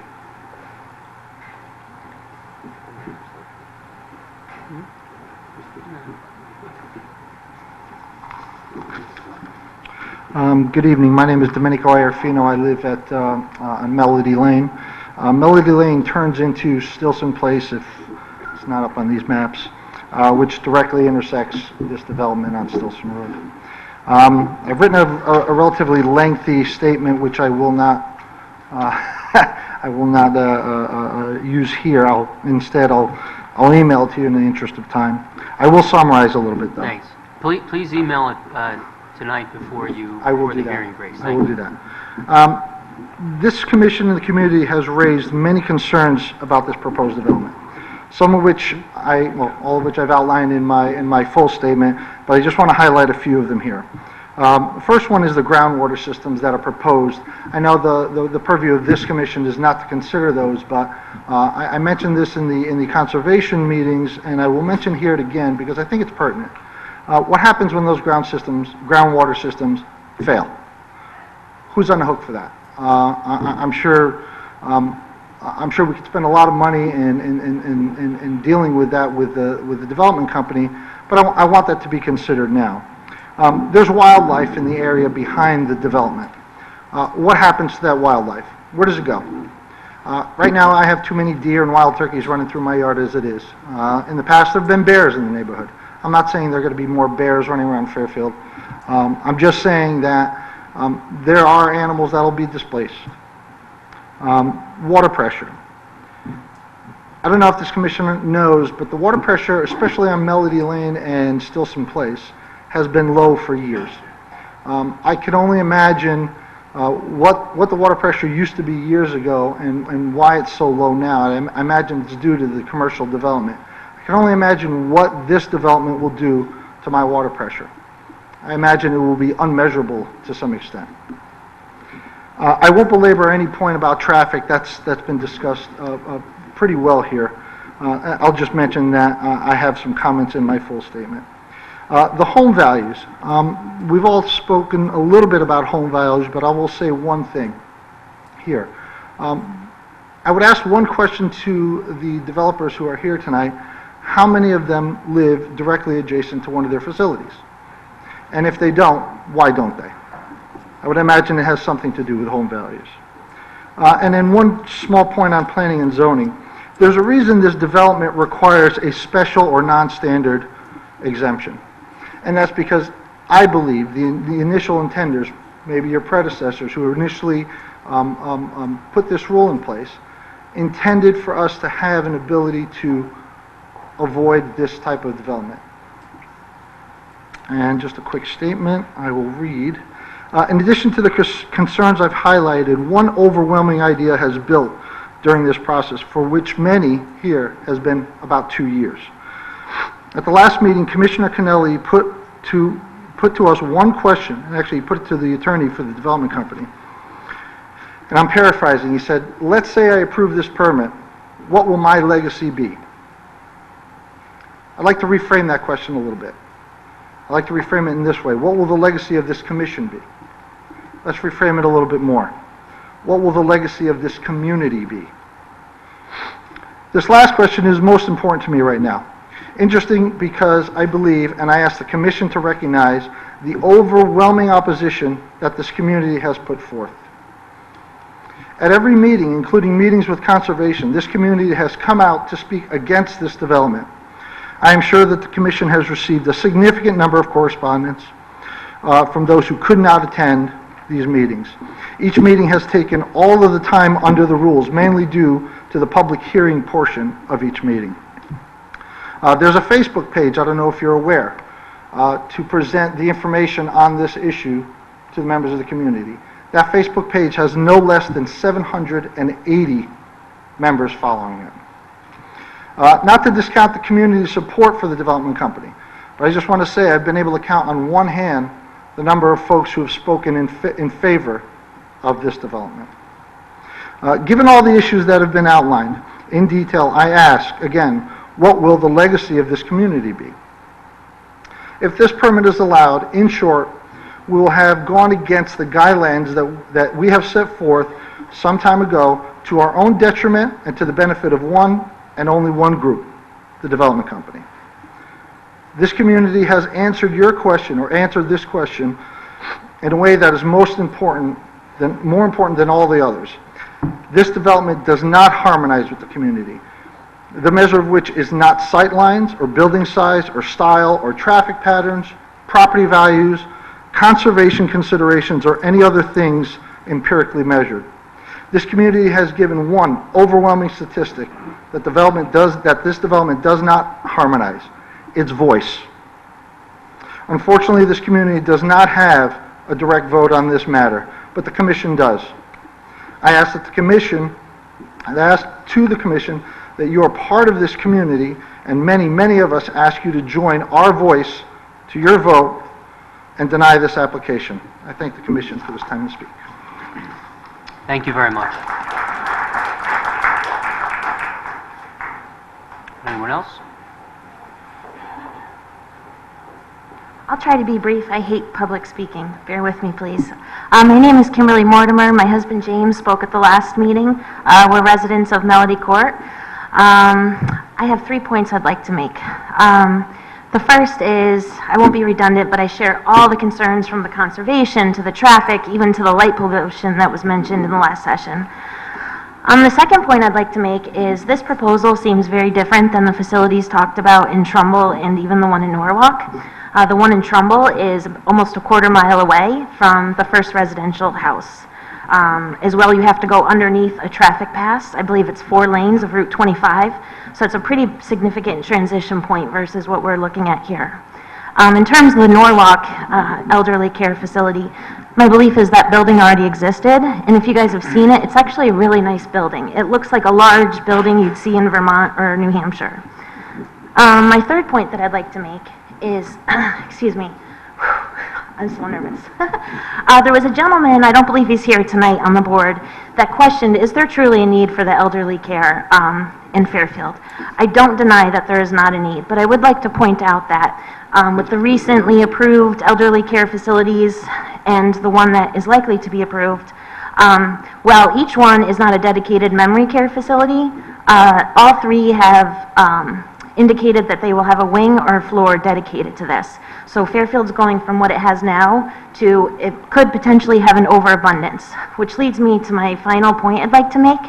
My understanding is that this is a special exemption that is required, but that if this business decides not to stay in this building after it's constructed years down the road, it could turn into anything. So when we're talking about concerns of traffic and safety and all those things, this building could turn into something much, much worse if it's decided in 10 years that we don't need it. So for the integrity of the neighborhood and the town, I'm a lifelong Fairfield resident. I worked very, very hard to remain here as an adult. It's a little expensive.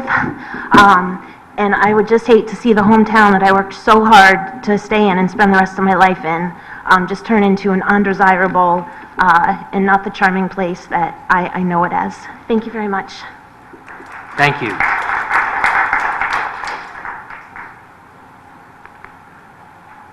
Good evening. My name is Susan Lau Kim. I'm here with my husband, Taking Kim.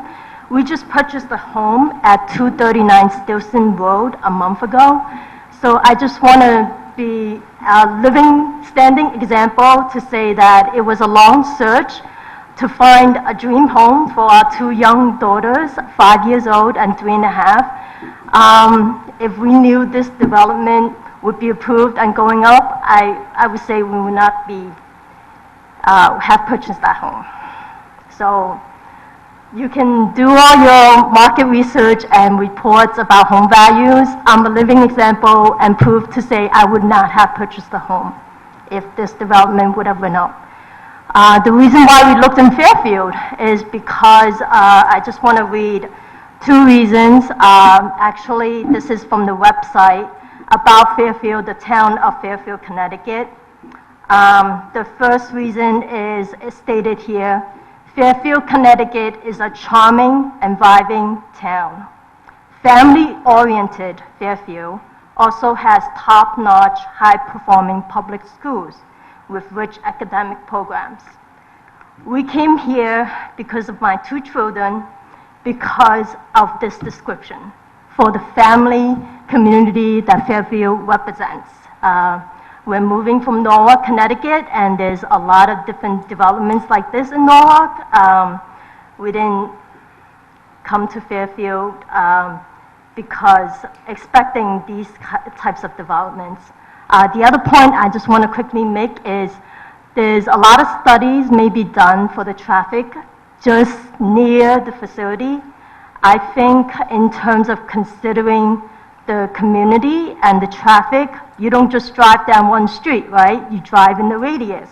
You need to consider the other surrounding buildings and traffic, at least within a 1 mile radius. There are actually 3 schools within the 1 mile radius for this proposed development, and there's 1,655 students at these 3 schools.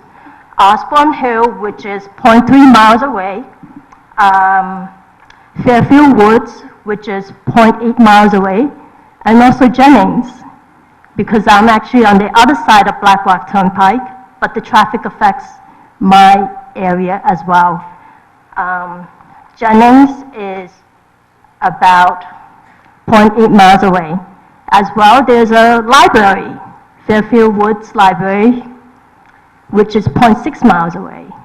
And there's a lot of pedestrians that walk to schools and to the library and to the facilities around that neighborhood. So I think the traffic study need to consider a radius around the facility as well as the growing populations. You can't just do a traffic study right now and don't expect growing traffic 5 years down the road.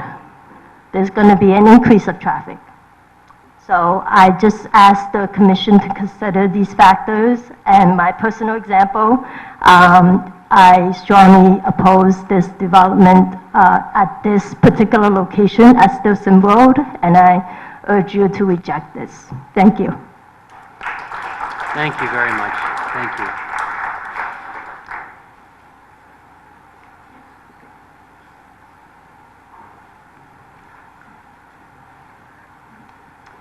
Hi, my name is Peggy Walsh, and I have lived with my family on Melody Lane for 20 plus years. We love our neighborhood, and we've enjoyed being able to walk to Osborne Hill School, to do errands, walk recreationally. But unfortunately, the traffic situation on Stillson Road has worsened in recent years to the point where it's often neither safe nor enjoyable to walk places. The traffic has also made it difficult and dangerous to make a left-hand turn out of Melody Lane onto Stillson Road as the cars waiting in line towards Black Rock Turnpike block the view of people who are trying to turn left. Melody Lane is a quiet, narrow street with no sidewalks and 2 sharp curves, which then joins Stillson Place, leading back to Stillson Road. When traffic is backed up on Stillson Road, it's common to see drivers barreling down Melody Lane, flying around both curves, trying to beat the line of traffic. I can imagine that workers and visitors leaving the facility that wish to access Black Rock Turnpike but can't make a left-hand turn, whether it's prohibited or they simply cannot make a left-hand turn, will figure out pretty quickly that they can loop around our quiet residential street to gain access to Stillson Road heading north. Shift changes are prime time for both students walking to and from elementary school and middle school and high school buses, and it will just make an unsafe situation for children, neighbors, and pedestrians. The benefits of this facility do not outweigh the cost of safety and quality of life to the residents in this neighborhood. The infrastructure in and around Black Rock Turnpike and Stillson Road cannot support this additional load, and we respectfully request that you take this negative impact of this development into highest consideration. Thank you. Thank you.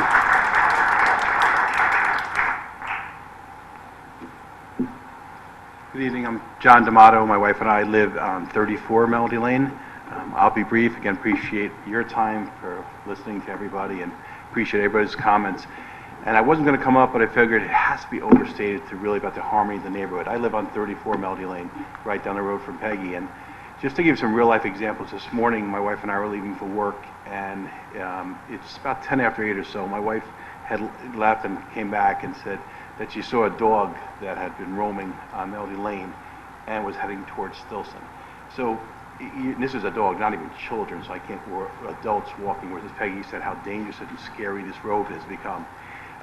The sick feeling I get in my stomach as I walk toward Stillson Road to go see if I can find this dog, and somehow, and I had to wait forever to cross the street because of traffic, and which will only be exacerbated by this facility.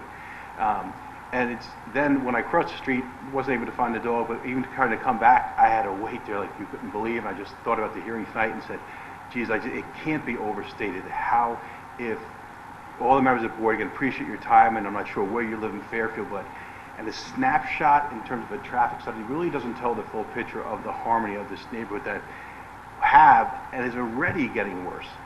I grew up in New Rochelle, Lower Westchester. I was a prosecutor in the Bronx, so I know the city. I'm used to walking the city. My wife laughs at me because with the dog, I don't take the dog for a walk on Stillson Road. It's too unsettling because it's that busy now. So I just chose to come up, and I'll be brief, say it can't be overstated. If you get a chance to, I know you all have busy lives, but if you know this neighborhood, this will surely disrupt it and exacerbate it and make it very dangerous for people. Thank you. Thanks very much. Anyone else?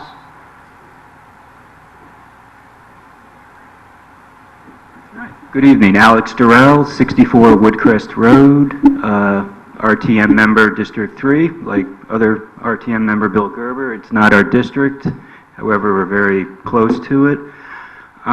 Yes, children walking from Fairfield Woods to Osborne Hill quite often, like my son does. It's dangerous, very dangerous.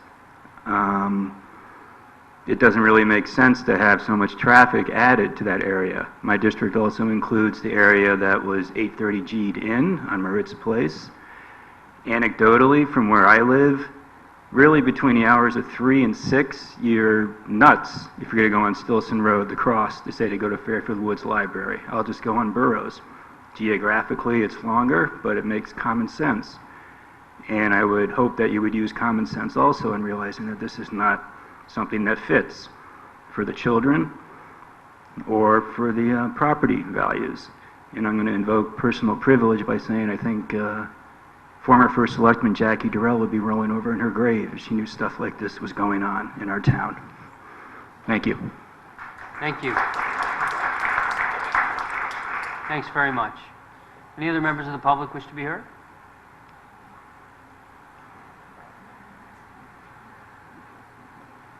Hi, how you doing? I'm Kyle Bertolone, Fairfield resident, and I feel like this might be a little uncomfortable for me now after all those. I might have wanted to go earlier. My grandmother suffered from dementia, and I was lucky. My parents, my father was a retired police officer, my mother worked from home, watched us kids, and I'm not sure I'm going to be able to provide that for my parents, and I'm not sure if a facility like this is actually a real possibility down the road for me. So I understand all the concerns. I feel that there is, you know, I want to be able to have my parents close. I want to be able to, I actually, you know, prior to some of the comments, I actually really thought that this was an ideal location. I could go visit my parents. I could take them to various stores there, you know, take them to get a sub and A&S. I'm a Fairfield University alum, so I'm very familiar with the area, and I thought that would be very nice. I thought that would be an option. And I know there's one going up down the road at Ludlow, 90 units. And I think based on the studies, that's not nearly enough. I think there's supposed to be 3 or 4 times that amount for this population in Fairfield.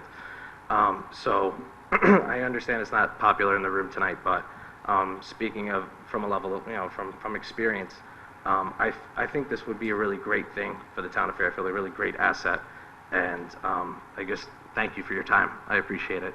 Thanks. Thanks very much. Anyone else? Yes, please, come on up.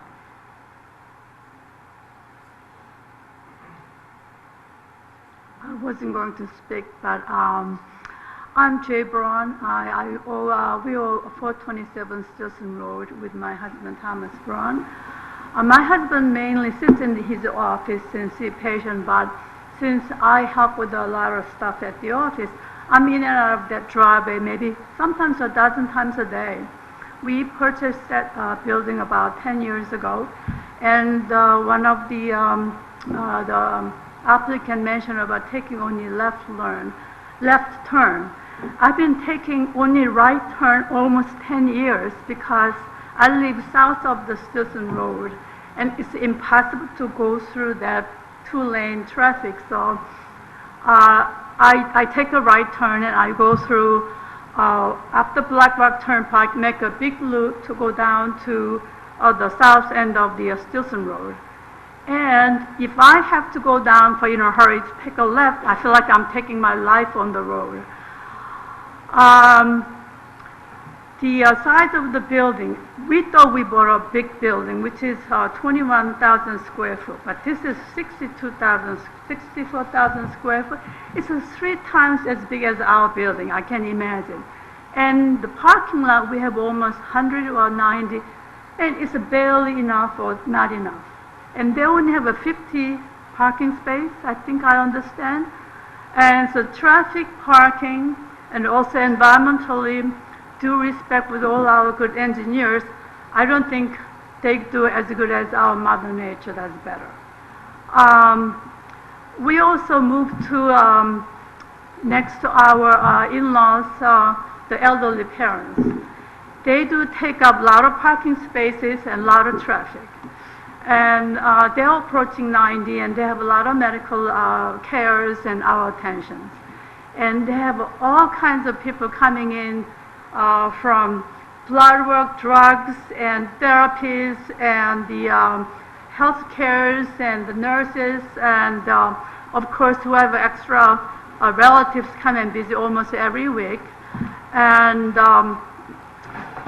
so, again, I have no objection for the facilities, but I think it's in a wrong place.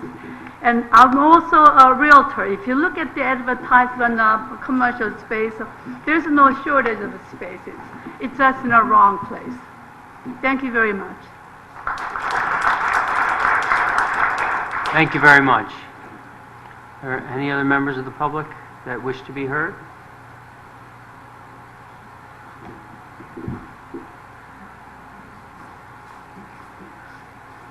Oh, these are scary. Good evening. My name is Carolyn DeRuca. I'm a lifelong resident of 667 Judd Street, right around the corner. I have to start by saying over these past months, I've gained an appreciation that I never thought I would for all the time that you commit to these issues. I know they're very difficult, so to echo my neighbors, I've got a lot of appreciation for what you do.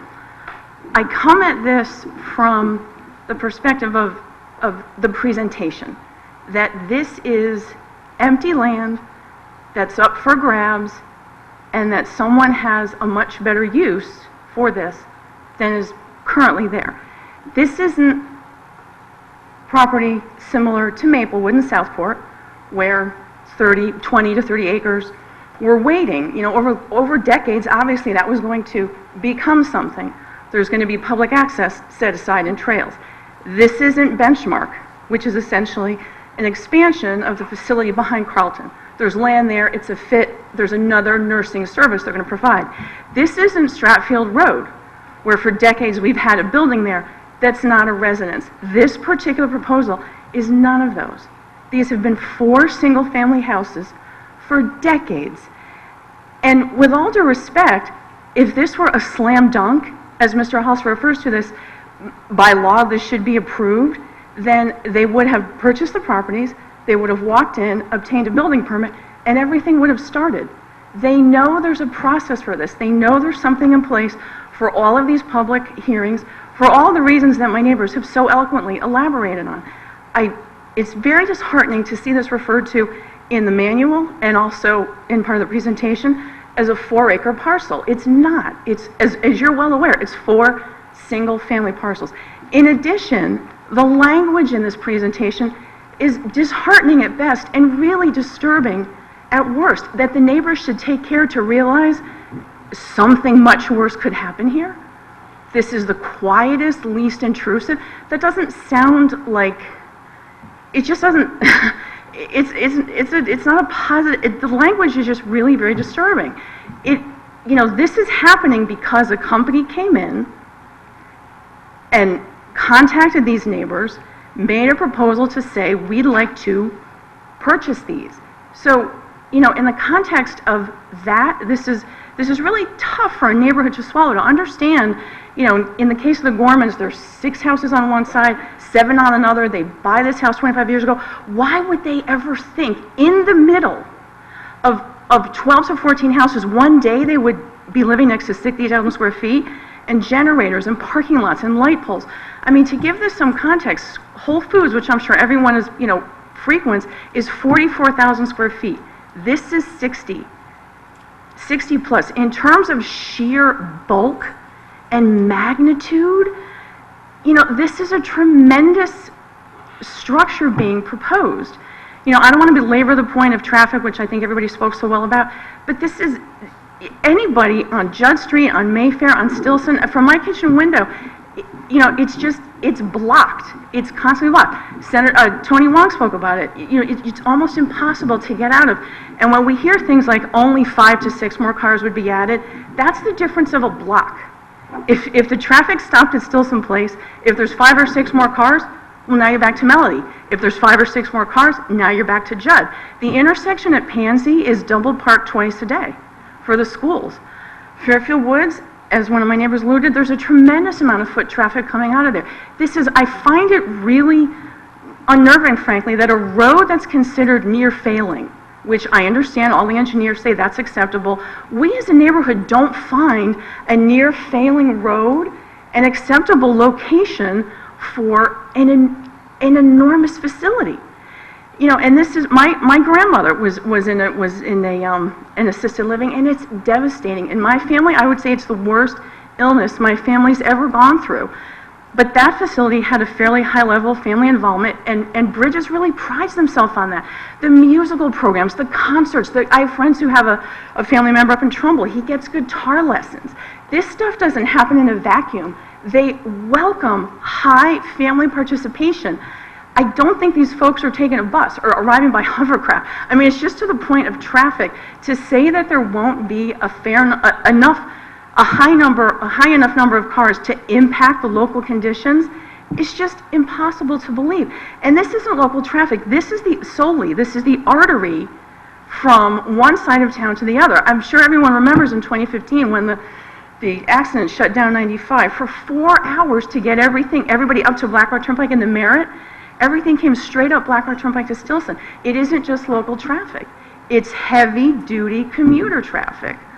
So, in closing, we should really believe that there's always relationships between why we need a facility and where we build a facility.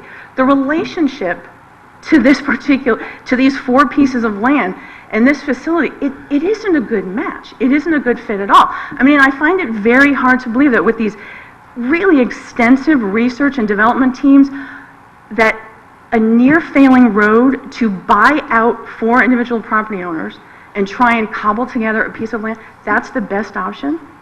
I find that really hard to believe that is the best option for a facility like this. I believe it was Commissioner Kennelly who said he'd love to see something like this at a location like the train station. Somewhere, when you have 30 and 40 people in a company and development team, I would think we have 2 universities here. There's options for pairing with colleges. And I mean, it just seems to me there are so many more things to do other than making calls and, convincing people to sell their land to create a 4-acre parcel that doesn't exist at this point. So I don't think there's a person in the room who would deny the urgent need for these facilities. This one doesn't work in this location for the surrounding neighborhood. And frankly, for the town, most of the town is using this, you know, for a school reason, to get up to the parkway, to come to the Commerce on Black Rock Turnpike. So, you know, I just think that looking at what a facility needs to provide and where it provides it are intimately connected in this. And, you know, the other point I just want to end with is that there's so much talk about a Fairfield facility. This is a benefit to Fairfield in as much as FTC is. This is a regional need. And unless Mr. Glenn or Mr. Hollister could correct me, I don't see where there's a shortened waiting list for Fairfield residents, or there's a reduced, you know, that people are going to be coming from all over, as I might need a facility in Trumbull or Greenwich or Stamford. So I just want to, you know, kind of draw on that point that this isn't particularly for Fairfield. And so in as much as it's going to serve a lot of people from a lot of places, it really should be in a location that has a far better infrastructure than the intersection of Black Rock Turnpike and Stillson Road. Thank you very much. Thank you. Anyone else? No? Very good. Yeah, can we turn that off? I'm looking at that. Or put a piece of paper in front of it? Well, you may want to use it later. Just put a piece of paper in front of it. Yeah, thank you. Thanks. Been staring at that light for an hour.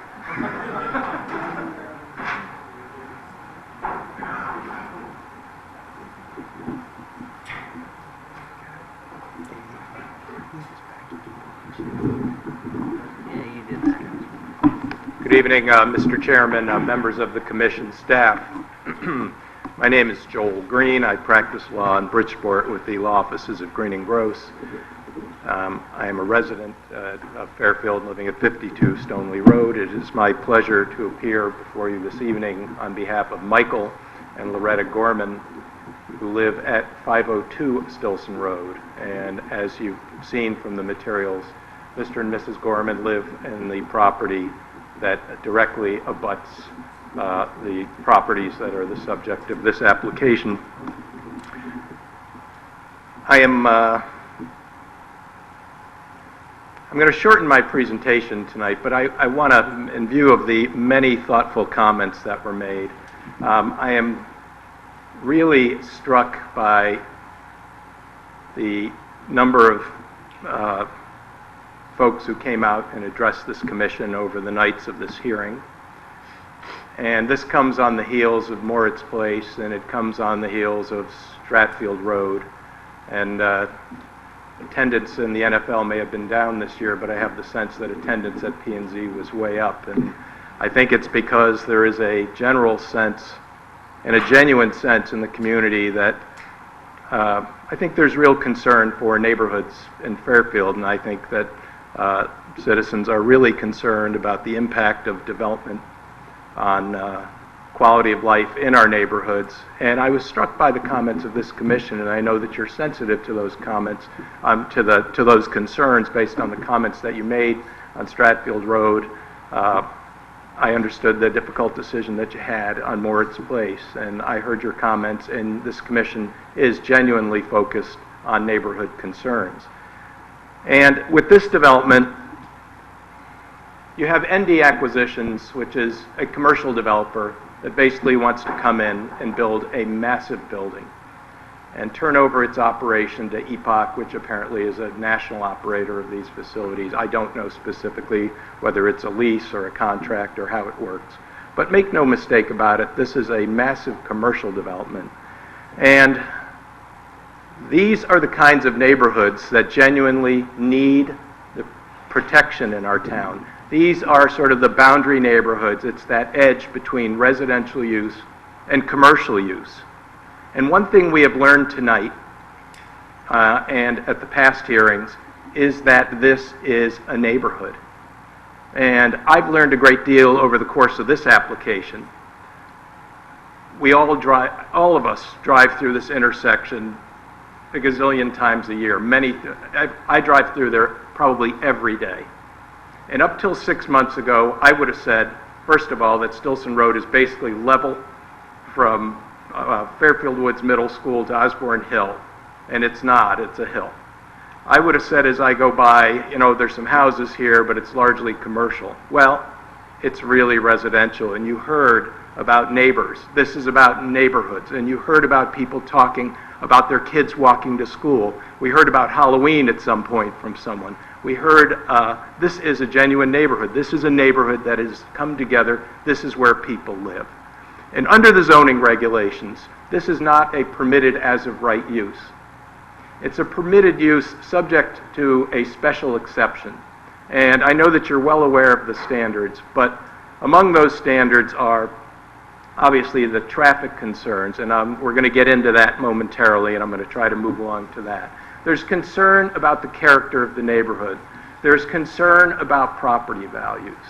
I was struck by, and you know, this is not a referendum about whether we need a memory care facility in Fairfield. It's really a referendum on whether you need a memory care facility in that neighborhood where houses presently exist and where a neighborhood, an active, vibrant neighborhood that these people live in exists. And it doesn't. And it doesn't meet the standards for a special exception in this instance. And I think in many ways it's obvious that it doesn't. But we'll get into that just momentarily. One of the site features that I've really come to notice going through the neighborhood is the hill that rises from just after a few hundred yards past Osborne Hill School as you're headed in a northerly direction. And there is a considerable rise in the road, and my client's property is really lower than the site of the existing development. But you'll also note that the houses across the street, and I think you heard from everyone on the other side of Stillson Road, you'll note that those houses are sort of pitched up. And as you get closer to Wells Fargo and across the street, as the road rises up, those houses and the contour lines on the site plans only extend 50 feet off the property line. But the houses on the opposite side of the street are all sited up. And they're all elevated on the property, and their properties all sort of trend down towards Stillson Road. The point being that all of those homes, in addition to my client, all of those homes are going to have a view of this massive development. And I heard a landscape architect speak on this site and mention that they're going to plant lush landscaping. There's some silly photos with kind of funny vantage points, and I see that it was repeated in the supplemental materials. And you know, those photos are really deceptive.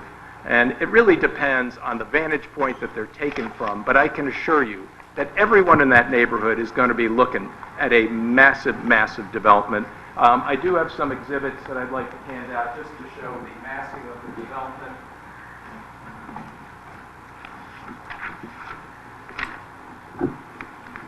And this sort of illustrates, and I know that there was quite a bit of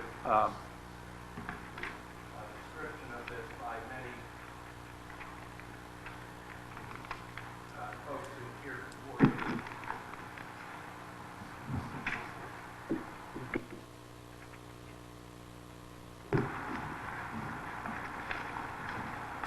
And what this is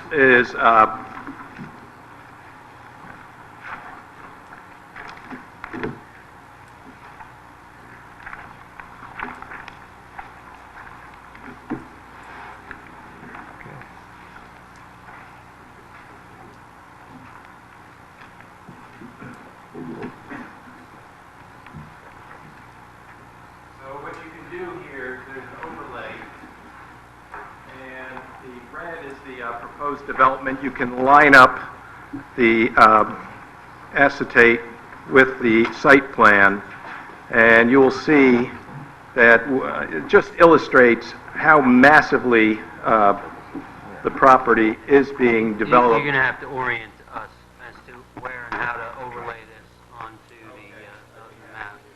Basically, if you take your site plan, yep. the easiest way I think is to look at it lengthwise. If you take the overlay, you can see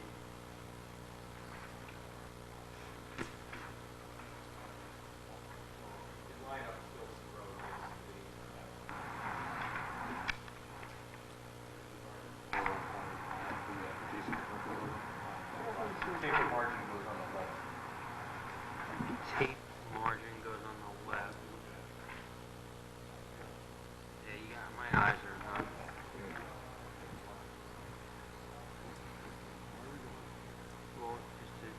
right there. Oh, I see the property line.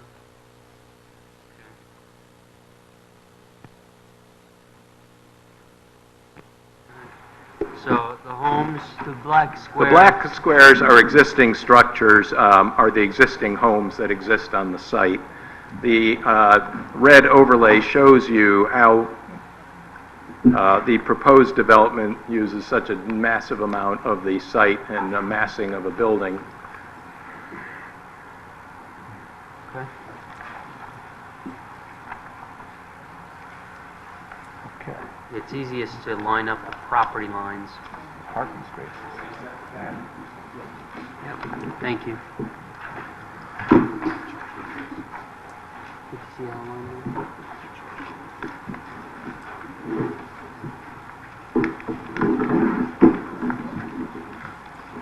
Next, I have a comparative height elevation from obtaining from the engineering department documents regarding the heights of the, I can go through this.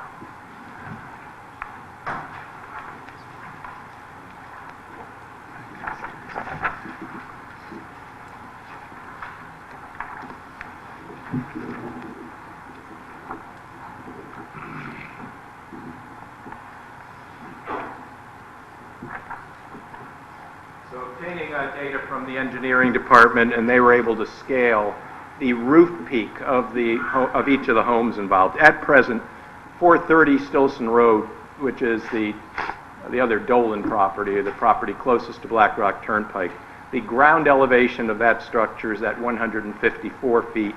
The height of that structure is 25.1. So the actual peak elevation of that home is 179 feet. 452, the ground elevation of that house is at 152 feet. The height of the structure is 26.7. The peak elevation on that house then is 178.7. 470 Stillson Road, at present the ground elevation is 148 feet. The height of the structure is 25.6 feet. And the peak elevation is 173.6 feet. 484 Stillson Road, the ground elevation is 146 feet. The height of the structure is 26.4. The peak elevation is 172.4. 502 Stillson Road, owned by my clients. The ground elevation is 144 feet. The height of the structure is 32 feet. The peak elevation is 176.1. And then when you look at the proposed structure, the ground elevation for the entire slab is at 149.5. The height of the structure is 39.4. And the proposed gross elevation then, peak elevation is 188.9. However, the difference becomes these homes, the peak elevation, for example, my client's home is a very narrow and tall house. That's the peak of the roof. That's not the height measurement as you measure it typically on using building height formula. That is the gross height at the very peak of the roof.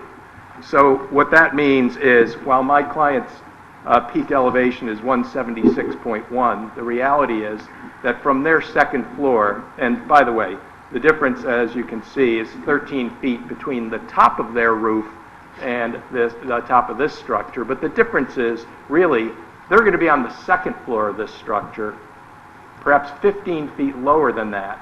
So they're going to be looking 20 to 25 feet up at this building if they look out their second floor window. And from the ground, they're going to be looking 30 feet up at the top of this structure.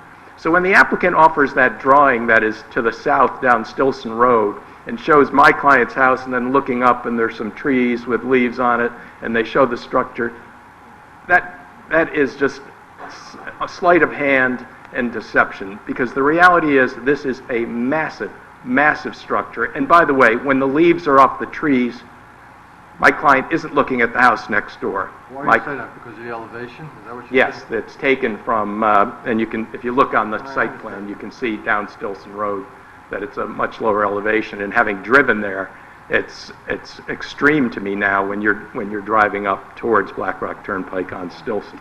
So I offer this just to sort of get to the, sort of these views that are shown. And once again, the houses across the street sit up in a higher way, so the folks directly across the street are going to have a much better and much more expansive and much larger view of this massive structure.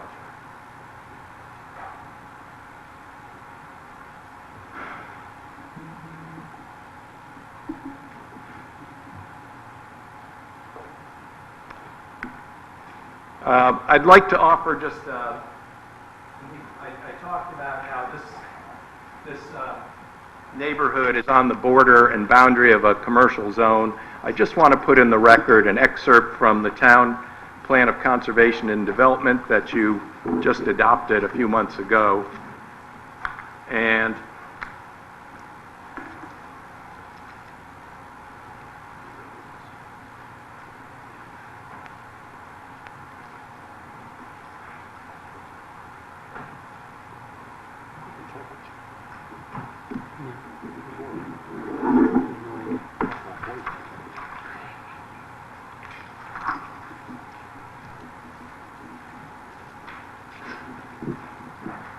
so this is an excerpt from the Plan of Conservation and Development. And the first thing you'll note is you can see, if you go to the second page of the exhibit, that this neighborhood is located in the sort of the southerly end of the St. Mortar Black Rock. I put a small X on the map to show the particular neighborhood that it's in, the particular area. And you can see the X. And as this commission consistently did in neighborhoods that it found to be sort of having transition, as this one did, is you specifically make this finding that a goal and an objective of the Plan of Conservation and Development is to resist expansion of commercial districts, which makes so much sense in general to protect neighborhoods, and particularly in view of the many comments that you heard, because there is, once again, general concern. So I would submit then that this development just further erodes the boundary of this residential neighborhood and pushes development south from Black Rock Turnpike up to my client's property, frankly. And it's creep, it's commercial creep, it's an encroachment of a commercial use into a residential neighborhood, and it's one that is to be avoided as a matter of principle based on the Plan of Conservation and Development that this commission adopted.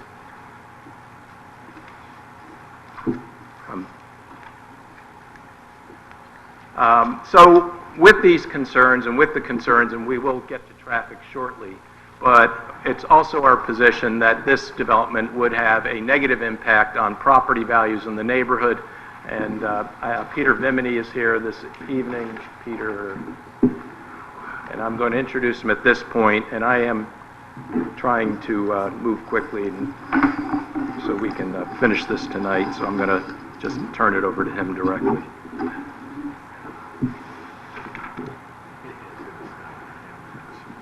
And just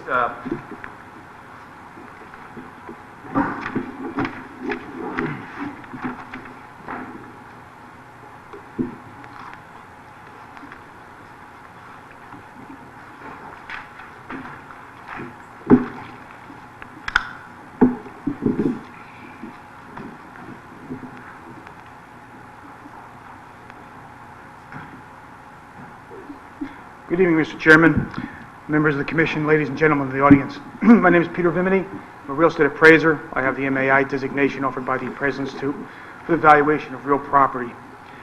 I'm also a licensed real estate broker in the state of Connecticut, and I've been selling real estate, appraising real estate for close to 40 years.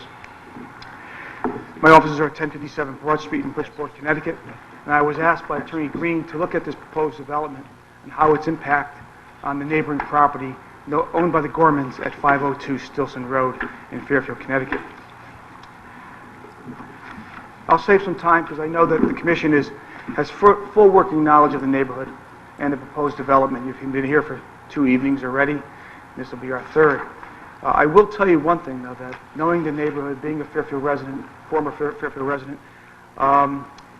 this is not a transitional neighborhood. This is a well-established, single-family neighborhood of homes, people, and it's not, in my eyes, a transitional neighborhood at all.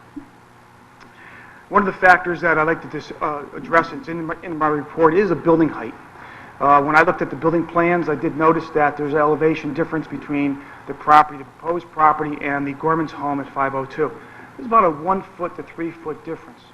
The proposed plans call for a raising of the elevation by an additional 3 feet. And on top of that, you'll have an additional 39.4 feet of building. So you're going to have a massive wall or structure overlooking the Gorman's property. In between the two properties, you'll have an emergency pathway, driveway, access way as well. So you're going to have some green there, but you're not going to have much vegetation. So you have a very minimal, limited buffer between the two properties. And currently, the current vegetation, as well as proposed vegetation, is not sufficient to buffer them from a curb appeal effect, and certainly it will take years for that vegetation that will be planted to grow to any point to even cover half of that building, let alone the full structure. So with that in effect, I looked at the marketability and, of course, the height of this building, the wall of this building, and how it will affect the Gorman's property. And I found that certainly this building is not in harmony with the neighborhood at all, and it will have a detrimental effect on the Gorman's property. In order to make that statement, I wanted to fairly gauge it, so I looked at several neighborhoods that have buildings of similar structures. The first neighborhood that I looked at was a property that's located in Trumbull, Fairfield, and Bridgeport. It's up on Park Avenue, where Bridgeport Hospital built a new cancer center. And in that facility, that campus there, they have a massive office building, medical office building, and they also have a parking garage. Both buildings border residential structures, homes, single-family homes. So I looked at the impact of this particular facility on those homes. And there were several sales that occurred on Waller Road and Pleasantville Road and so forth, and looked at homes that sold in the immediate area that were not impacted by that facility at all. And what I found by looking at the comparison is that facility actually negatively impacted the property values by 17 to 27%.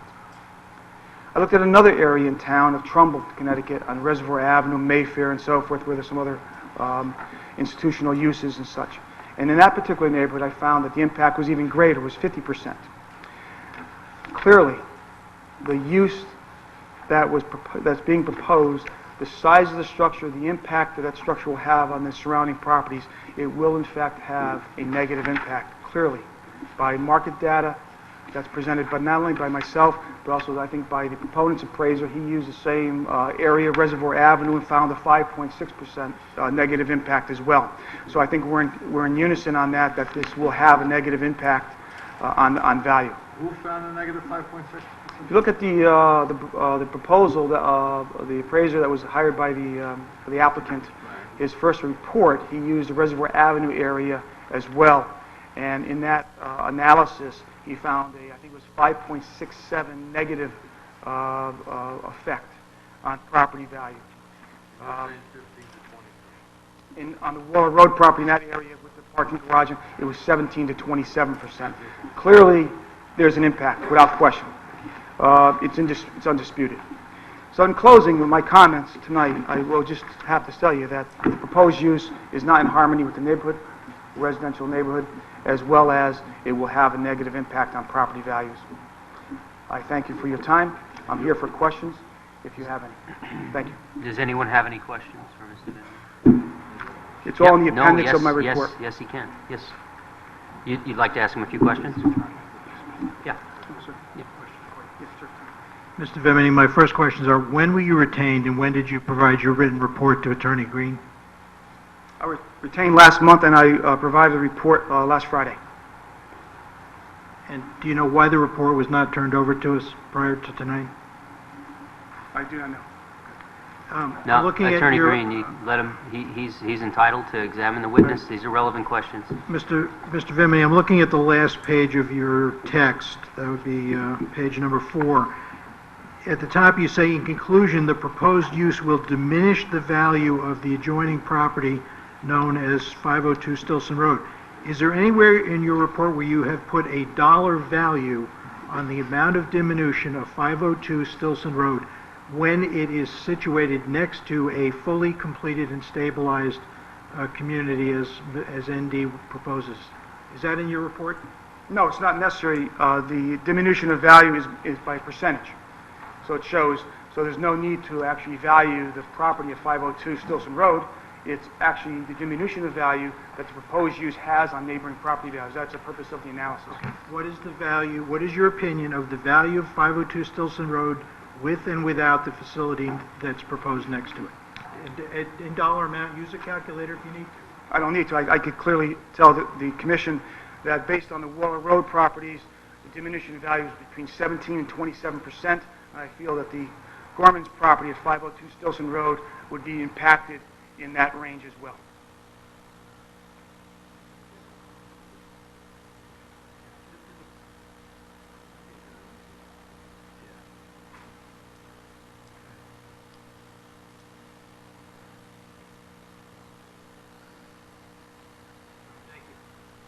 Thank you. Thank you. Attorney Green, you have any follow-up for Mr. Rimini? No, just briefly, as Attorney Hollister knows from the away message that he acknowledged receiving, I was away last week. I arrived home last evening, and I had a chance to read Mr. Vimini's report today, and I did not provide it today. I did not provide it to anyone in advance of this hearing because I didn't have a chance to read it till the middle of the day today. Okay.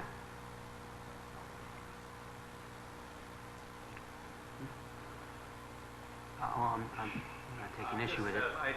Just to roll this along, one of the comments that I wanted to make to the commission as well is that there was some discussion at the first session of this by the applicant regarding sort of tailoring it and that the design was in harmony with this neighborhood and that sort of thing and those sort of comments. And all I can do is note that I looked online and saw a Massachusetts facility which had identical design, and I'm also struck by the fact that I've driven by the Trumbull facility several times. It has a similar style and design, and clearly those neighborhoods are, well, I can only say that the Trumbull neighborhood does not begin to mimic the neighborhood on Stillson Road in any way. And it also, in my mind, this facility, as it is designed, doesn't fit in from an architectural standpoint in any meaningful way to me in terms of what I see. I do have a question about the design that I'd like to ask briefly of the architect, if he's here this evening, and that is,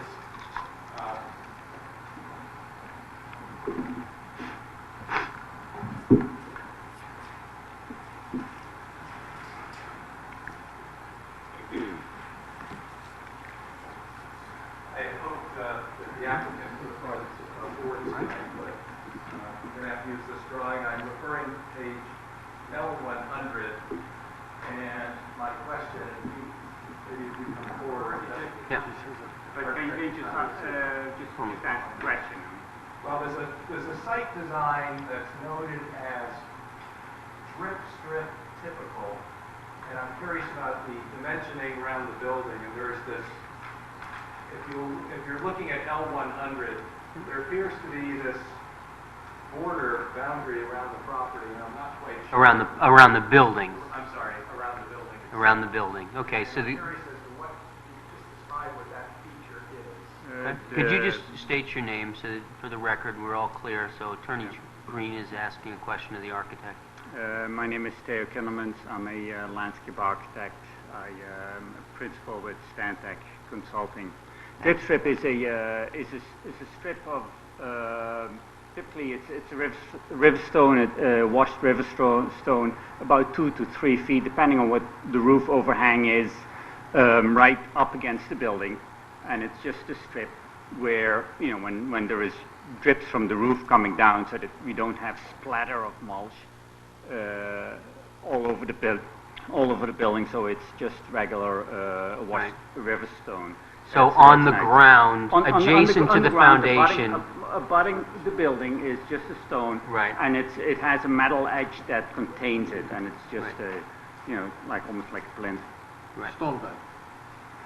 Stone bed. Yeah, pretty much. And depending on what soil's condition, sometimes it has a perforated pipe in it, and sometimes it doesn't. It depends a bit on the soil's condition. Okay. So as I scaled this on the plan, it's shown as being 3 feet. As I said, it depends. It's 2 to 3 feet, depending on exactly where the roof overhang is. It's typically a foot beyond the overhang of the roof. Sometimes, if there's a valley in the roof where water can sheet out, it's a bit further out. All right. Well, when I look at A.201, for example, Mm-hmm. I have scaled, I want to just confirm before you answer that, but when I scaled out all of the roof overhangs, they were all about 3 feet. For example. Yep. Yeah, it's just it depends. Sometimes on certain pieces of the roof where there is no water sheeting off, we'll just have it at a couple of feet just to keep the strip continuous, but there won't be any drips coming off. Other parts of the roof there will be, and we'll vary that. I'm looking, for example, at the front of the building, where it fronts on Stillson Road. Let me grab the appropriate scale, just so that we're all in the same spot. Am I correct that the front of the building, roof overhang, right here, I'm looking, just so that the commission can see where I am, what I'm asking. I'm referring to the west elevation plan A2.01, and as I understand it, this is more or less the front of the building, front corner nearest to the dormers.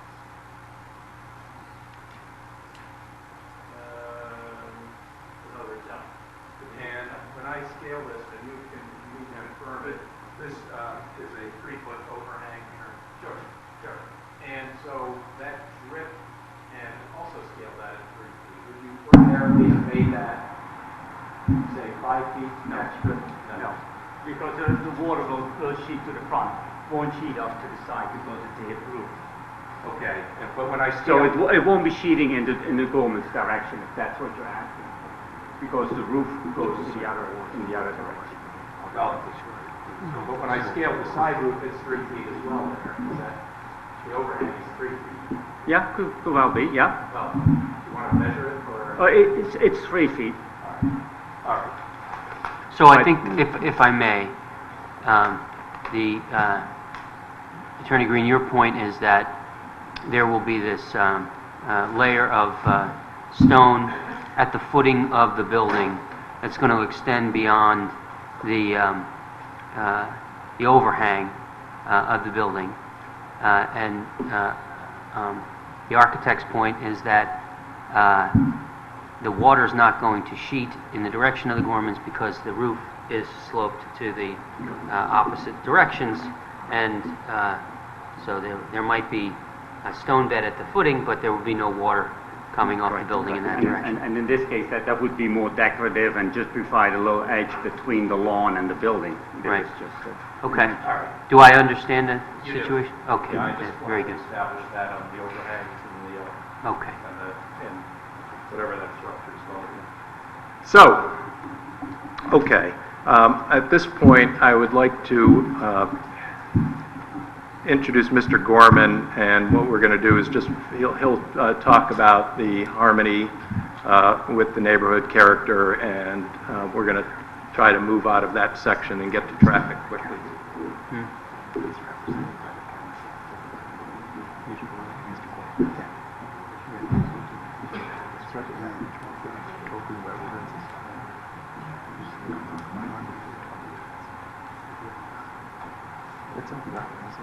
No, this is his client. This is his client, yes.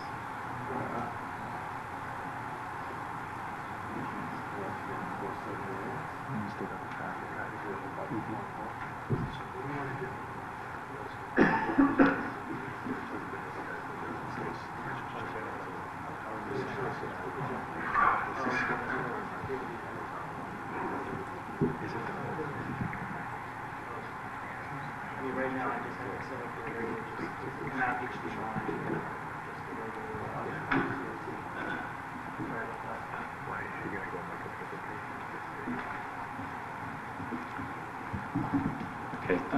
sorry for the delay. Good evening. My name is Mike Gorman. I live at 502 Stillson Road with my wife Lori and our 5 children, for the record. I want to echo what other people have said in thanking you for the opportunity to voice our concerns and for your diligence in reviewing these proposals and understanding the real impact they have on our residents. So, as I think you know, ours is the property that would directly border the proposed development. It's actually on 2 sides of our property. You've seen our home in their presentation, so you can tell we're significantly affected by this proposal, but by no means are we the only ones. You've seen at these hearings that many are interested, and I know many more couldn't attend. And as someone mentioned, we have over 700 people on our Facebook page, not only, not counting people who are not on Facebook. So to give you some background, my wife and I have been Fairfield residents for almost 28 years. 27 of them on Stillson Road was our first house that we bought. We knew it was a busy street, but we liked the privacy of the lot and the woods behind us, the residential location, its proximity to the Merritt 95, the train station, local shopping, etc. And that all was fine until 2.5 years ago, we received a cold call about this project. We thought it was a scam.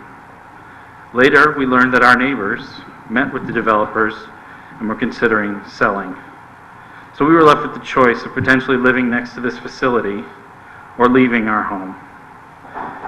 We had no desire to move, and we decided not to sell because we did not want to be pushed out of the home that we love, where we've raised our children and invested a substantial amount of money. We did a major renovation on our home in 2003. We did not think it would be unreasonable to expect that when our children were grown and the time came to potentially sell, that there would be still a house next door, not a 60,000 square foot facility. So we are here today definitely opposing this development and fighting a company with deep pockets. However, we believe that the preservation of our neighborhood is worth fighting for, and I thank all the people who agree with me who showed up at these hearings several nights. While we are sensitive to the growing need for memory care facilities, and everyone else is here as well, we believe there are more appropriate locations to accommodate these services. Let's face it, it might technically fit as a residential facility, but this development is ultimately a business enterprise that does not fit. Now, I've heard both Mr. Hollister and Mr. Fallon warn us that this is the best alternative use of these properties and other uses could be so much worse. I'd like to point out, this is not a vacant lot. It's not a blighted property, a closed institution, but rather 4 well-maintained residential homes. And someone pointed out that it's right up next to the businesses, but there's sort of a line right along Black Rock Turnpike that we're quickly into residential zones, and people enjoy that access from the residential area to the businesses. So I'd ask, what's wrong with the current use? These homes were not on the market. The owners did not seek a developer, as somebody suggested earlier in one of the other hearings, to combine their properties. Instead, real estate brokers and researchers found a group of properties to aggregate and sought to exploit the existing owners. They come here showing us genuine interest to provide a service they think just everyone desperately needs. However, we heard them say it's a boutique facility, and we've also heard they don't accept insurance that could help people afford these expensive services. So it's not a charitable enterprise.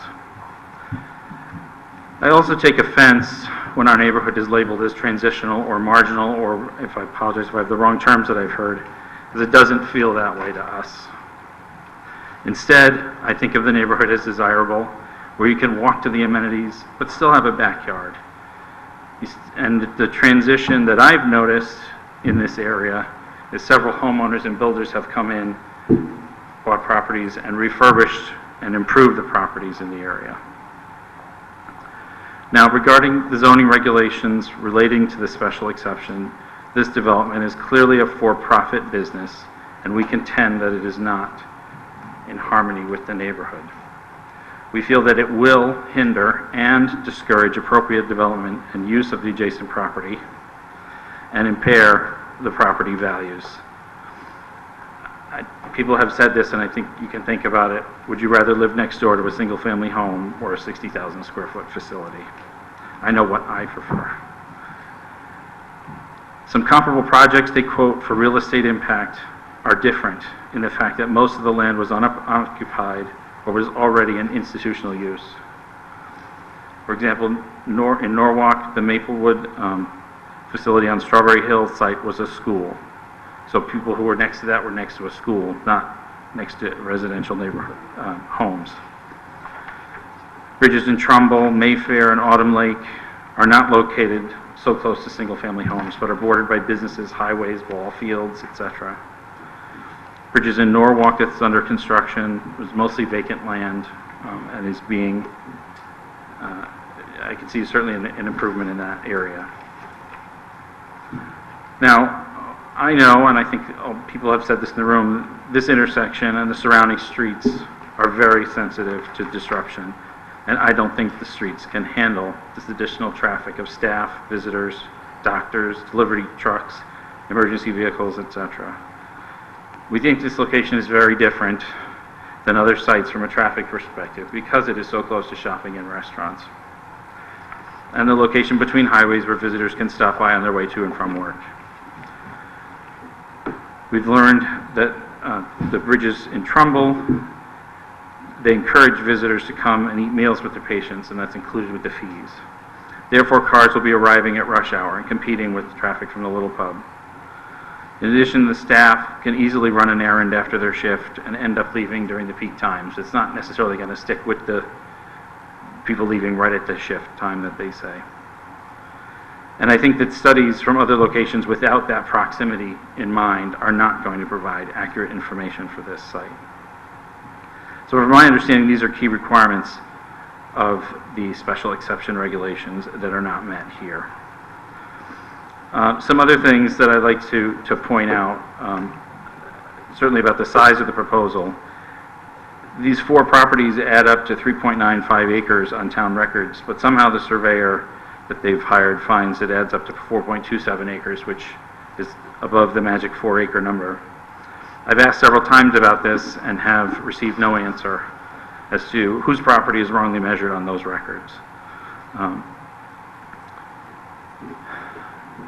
Back to traffic, I know people have said this, and I'll expand a little. It frequently extends way past Judd and all the way to Stratfield Road during the rush hour as people cross between the Merritt and 95 when one road experiences significant delays. The worst case in the last few years was when 95 was closed and trucks were detoured up to Black Rock Turnpike. There were 2 deaths that day. On October 12th, I couldn't get home onto my part of the street because there was an accident near the little pub and it closed Stillson Road from Black Rock Turnpike to Judd Street. Luckily, the police did finally let me through. And I have a personal story to tell, excuse me, about my son, who's now a college freshman. A few years ago, he was volunteering at our church and came back from the activity. Someone was giving him a ride home. And they know how busy our street is, so they decided it would be smart. I disagreed. They would drop him off across the street from our property. And as a teenager, he was, he's almost as tall as I am at that point. He could take a look and cross the street. Well, here's the sensitive nature of that street. A woman was driving around that car, trying to get by 25 miles an hour or less. My son ended up bouncing off the windshield. Luckily, he was fine, but I can still remember when my daughter came in and said, "Dad, Sean just got hit by a car." Any little disruption, and that's what can happen.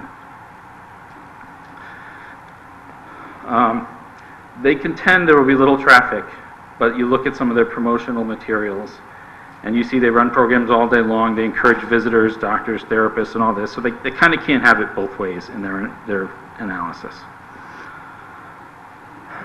I want to talk a little bit more about the entrances and our concerns there. They keep saying they're reducing the curb cuts from 4 to 1, as if that's a cause for celebration. I don't understand, really. But by the answer to the questions, last time, they admitted it's 2 curb cuts, one for the entrance and one for this emergency / whatever it is, grass-crete pavement that's alongside our driveway. I really don't think the curb cuts matter to anyone. The real issue is the number of vehicles going in and out. This proposal will have more vehicles concentrated in one entrance than the current homes have in 4. So, you know, they can say the other one's for emergencies only, but it's still a curb cut from what they told us, and it's still going to be there. I don't really know what it's all going to be used for. If they say it's emergencies, they say it's snow blowers and landscaping and different things like that. I don't know if they've measured the sight lines or any of those things, done any studies on that. There are significant trees at the end of the driveway that will be an issue, I think. And I don't know where they're going to put the snow if they have to plow this road. And I'll skip a few of these things that you've heard before.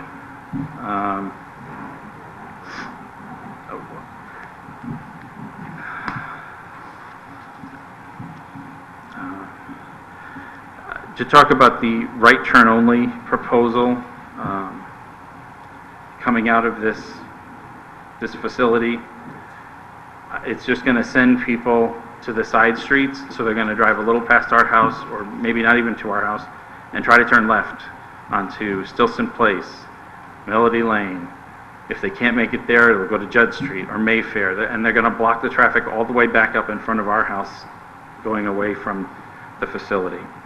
If they're going right onto Pansy, they're going to go around to Brookside and get out that way. And we know that there's 2 times a day that are just impossible in those areas by the school, by Osborne Hill. So it's just not really, it just doesn't fit. At the last hearing, someone asked, why are they hiding the building with so much screening? And the response was to address neighbors' concerns. In fact, they have not heard our concerns.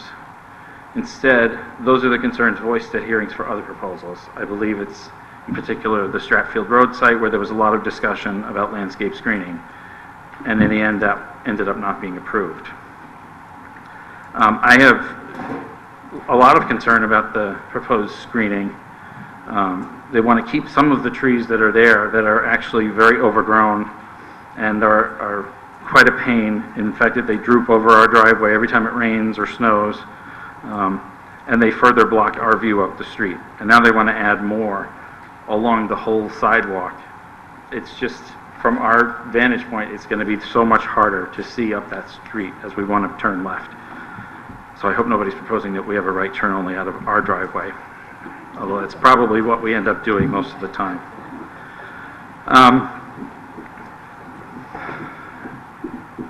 So one thing I'll also mention, they've shown pictures photoshopping the structure on the view up the street from our home. I have no idea how accurate that could be, but what they don't point out is that structure is about 8 feet higher than ours and more because of the hill, and they're raising the property up. It's even higher, significantly taller than the existing 4 homes.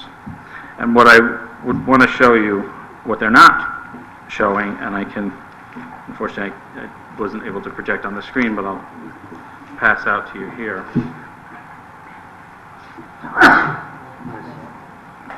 Are some aerial views from Google Maps. The first page is showing the, oh, sorry, there's an extra going around. I just want to, well, I could, you know what?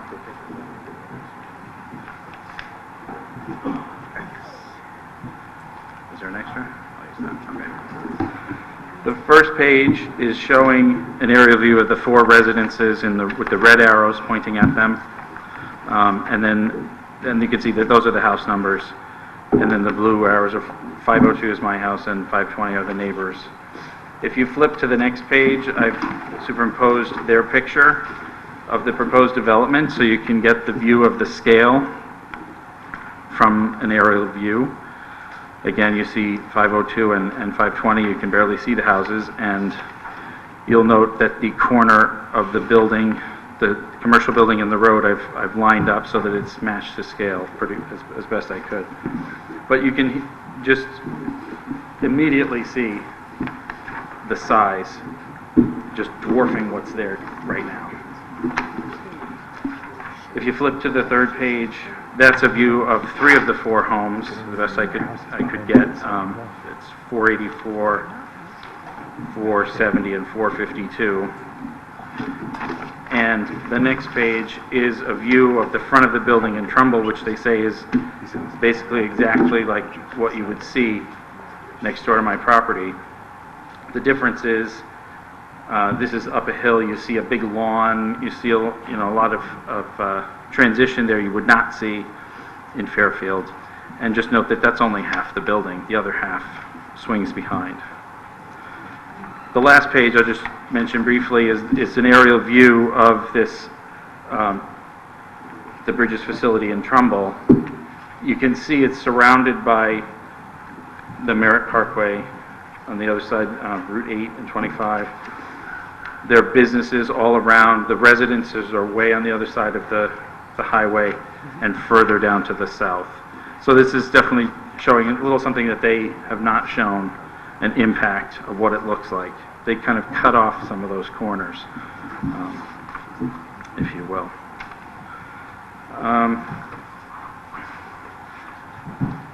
I also have some extreme concerns about the disruption during the demolition and construction phase of this. A few points that I recall from earlier presentations are over 1,100 truckloads of dirt being brought to the site, plus more trucks taking away contaminated soil. And this is over a course of well over a year, maybe as close to 2 years in this process. Many, as people said, they walk to the stores with their strollers, dogs, children, to and from school. They'll have to cross over and cross back. So now you're putting people in more harm's way or out of their way during this phase. I'll note that a similar project was attempted 30 years ago or 30 plus years ago and was denied due to the residents' concerns in the same area. It was denied by this commission. And while many things have changed, the road really hasn't changed. In fact, I think it's worse with all the distracted drivers there are today and the speed and everything that's happening. At the conservation hearings, they even admitted that this was not their ideal location, that they had to adjust the plans to fit on the parcel. So while they say that this is pointing and facing towards the businesses, that's the only way they could fit it on that property. It's not out of the goodness of their hearts for us. And the conservation easement that they're looking to give, that sounds very noble, but it's because they couldn't do anything back there. So it's something that sounds great, but it really doesn't really mean anything, I don't think. So just to wrap things up here, I'm not opposed to change. I'm not opposed to a facility in town where people will need it.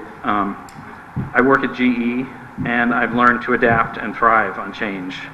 And over the past 2 or 3 years that this proposal's gone through, on top of this, I've been affected with the uncertainty of my job with the sale of the corporate headquarters, and now I commute to Norwalk. So I've definitely experienced change. That's not the issue.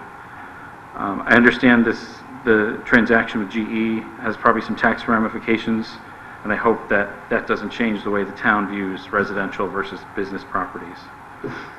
I understand that this assisted living facility can be considered residential if they get a special exception, but this proposal clearly doesn't fit in this neighborhood and will disrupt and hinder our use rather than be in harmony with the neighborhood. People have suggested there's other sites available. I would encourage them to take their time and look at that.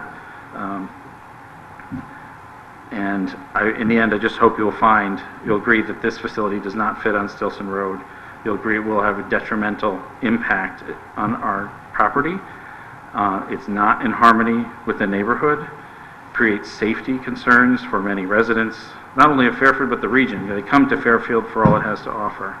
And I'm here to add my family's voices, hoping you will deny the exception for this project. Thank you for your time. So, it's really not, he's represented by counsel, he's a witness that's been called. I really appreciate your comments, thank you.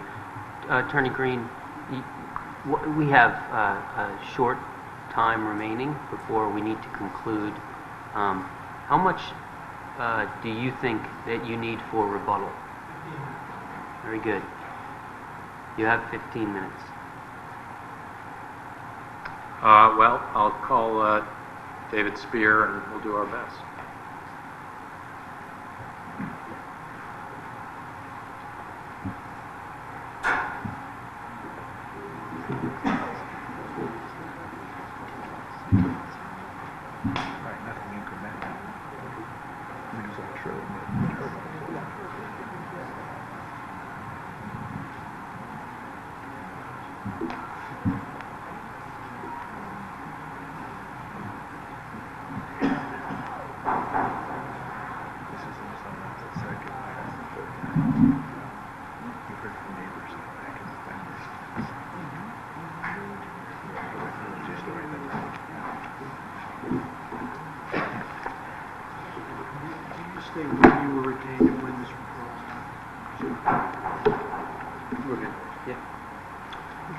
Was done today. This is the final report, and I was retained, I think it was in December.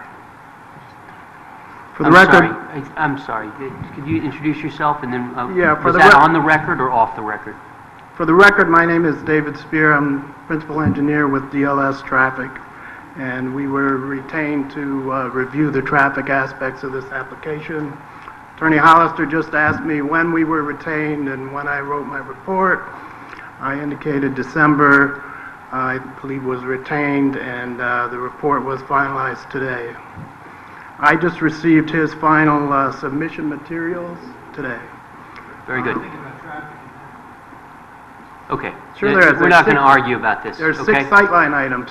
The traffic has been presented by this applicant 3 times. They initially submitted a traffic study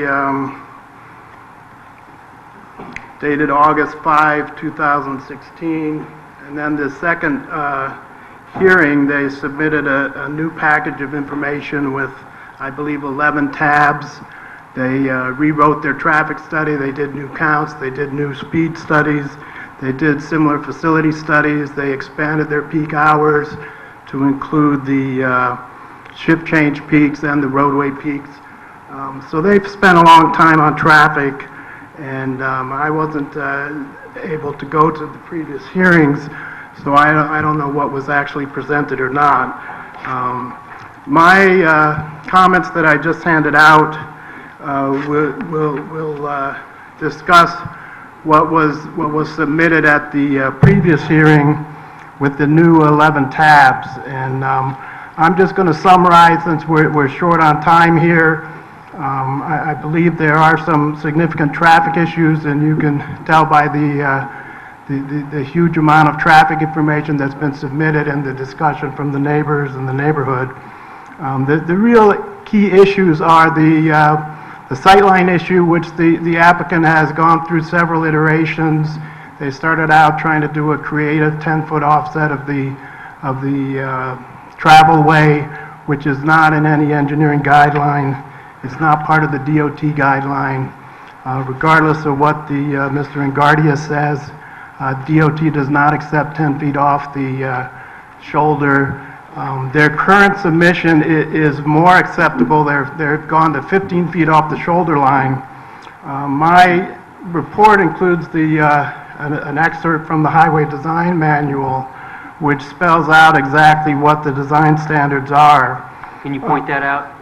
It's attachment 1, the Condot Highway Design Manual excerpt. And it goes into the 15-foot offset. There's a sketch, if you look at page 11-23, shows the 15-foot offset from the curb line, which is the desirable location of the height of eye. In this case, you have a memory care facility where you're going to have visitors and relatives and people who are also expected to be in the older demographics, so that you really don't want to relax the standards. The standard and the desirable offset is 15 feet off the curb, not 15 feet off the shoulder line, as in their latest iteration.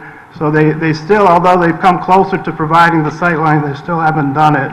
As long as they're getting an easement from the property to the north, they can get a bigger easement, and there's nothing to stop them from providing 15 feet of sight line off the curb line. Say that again? So long as they have the easements. They're getting easements. They've indicated they have an agreement from the abutting property to the north to provide an easement, a sight line easement. Correct. For their latest version of the sight line. That version is measured 15 feet off the shoulder, not 15 feet off the curb. So if they go 15 feet off the curb with the easements, do they meet the sightline requirements? I think they can. They need a bigger easement, and they'll have a bigger impact on the parking lot. Well, yes, exactly. And the issue is that this crosses over a small piece of the parking lot into a space which their testimony today is that is not really a space. It is angled. There is a piece of the curb that it angles into the space. I could see that a small compact car, just from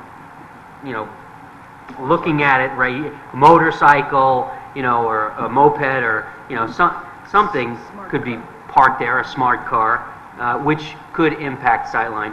But if you move back from 10 feet to 15 feet, that is going to go probably over the first real parking space in that parking lot and create an issue for their sight line there. Am I looking at this? Am I thinking about that incorrectly? Yeah, the only thing it does is it shifts the sight line 5 feet over from what they're showing. Right. They're showing 15 feet off the shoulder. The shoulder's approximately 5 feet off the curb. So if you gave the desirable sight distance 15 feet off the curb, that whole line shifts 5 feet over. The encroachment on the northerly property gets a little bigger. You get a little more into the parking lot, and the little tiny wedge on the next piece will get a little bigger. By what reason would we just measure this 15 feet from the curb rather than the shoulder? Because that's the desirable standard to provide safe sight line for exiting the driveway on a state road. Desirable standard. Under the manual that is cited here. And it's also in the AASHTO Green Book, which is the Association for State Highway and Transportation Officials. It's a standard sightline measurement. Is it the same in 2016 as the 2003 edition, or including revisions? No, it's been that way for years. The 2003 edition has some updates to 2013, and they haven't updated it since 2013. The sightline portion of the manual didn't change with the 2013 revisions. Okay. So it's your opinion that the sightlines that they have provided are not in compliance with the guidelines. Is that right? They're not in compliance with best practices. There is a guideline that allows you, if there are lateral issues and problems, say there's a building or a trees that you want to keep and maintain, and there's some reason you can't get the 15 feet, you can go to the 10 feet off the shoulder. But if there's nothing that pushes you to do that, you should provide the 15 feet off the curb. Gotcha. Here, there may be some aspects that prevent them from doing it, like having an issue with a parking spot that they would cross and so forth. So how do you respond then to the state DOT's email, essentially, approval is not the right word, but condoning the sight line that they have, Well, I think that's an individual opinion of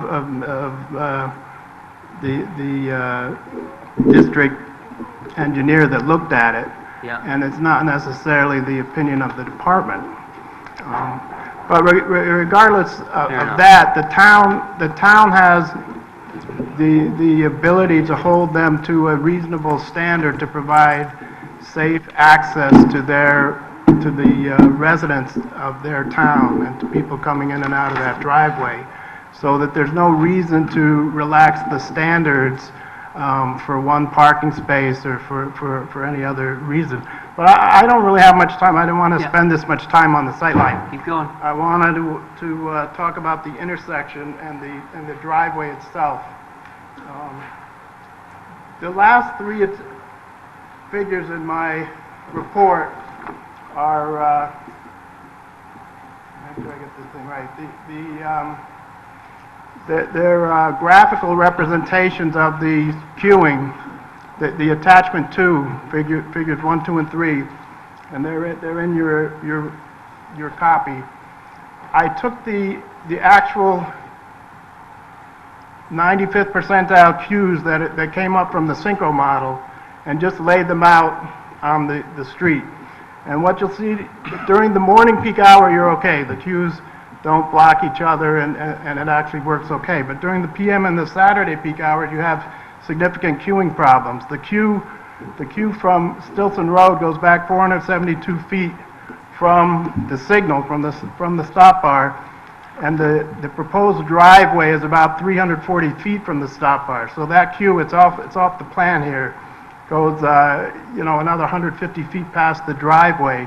And what happens is that northbound queue blocks the left turn slot, so you really can't get into the left turn slot.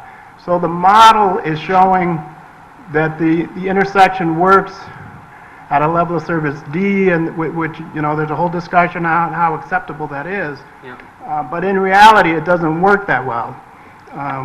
My observations during my site visit showed that during the PM peak hour at 3:30, the queue was about 1,500 feet. 1,500. It wasn't anywhere near what the model shows. It goes all the way down past the site. It gets almost down to the school. What day were you out there? I have the date on here. I don't have the exact. I think it was December 20th. December 20th. And what time of day? That was 3:30 when the queues started backing up, but they backed up periodically about 1,000 feet between 3:30 and say 6 o'clock when you have the commuter peak. And that's the about 1,000 feet that you're just referencing is model prediction? No, that was the field observation. Field observation. The model shows about 500 feet, 472 on Friday on the PM, and the Saturday peak from the model was 400 feet. So in both cases, they're past the site driveway. But in reality, it doesn't work as well as the model shows. The other issue which happens with the driveway, which is in my report, if you look on page 3, when I did my counts, we actually did the driveway counts in and out of the various curb cuts between Black Rock Turnpike and the site. And as you can see in that sketch, you can see there's 17 right turns off of Black Rock Turnpike. You can't really make the left in because of the traffic. There's traffic in and out of the little pub driveway on the north side, lefts and rights in and lefts and rights out. What happens is there's a pattern where people come into the little pub on the front side. There's about 10 spaces. They pull in there and look for a spot. If there's no spot, they go out and take a right onto Stillson and take a right to go behind the pub on the one-way driveway. And then they look in that area, and if that part is full, they go across to the Wells Fargo parking lot and they park over there. So there's a whole bunch of additional turning movements that happen that aren't accounted for in the traffic study that the applicant has. So in between Black Rock Turnpike and this driveway, in addition to the queues that are going past the driveway, there's all this the proposed driveway, there's all this additional activity on these existing driveways. The other issue is the location of the driveway is about 40 feet from an existing driveway to the north of them. So when you have driveways that close together, it's a safety problem, because if you have drivers exiting both driveways, they're in each other's blind spot. So when they both look at a similar gap to pull out of, if somebody pulls left out of the new drive and right out of the old drive, there's an accident, and neither one sees each other till they hit. This, you're talking about the little pub's driveway access and the applicants? No, this is the driveway on the south side of the medical building. There's a one-way pair of driveways. Across the street. It's on the same side of the street. There's a driveway 40 feet from north of the proposed driveway. Right, got it, yep. The other safety issue is the queuing. When you come out of this proposed driveway, you're coming into a standing queue of cars. There's going to be an issue whether you can actually get in there or not. And if somebody leaves a space, you may pull into that space, and somebody will be trying to access the left turn slot, which will then cause a potential safety hazard with somebody driving up to make the left turn while you're trying to get into that queue.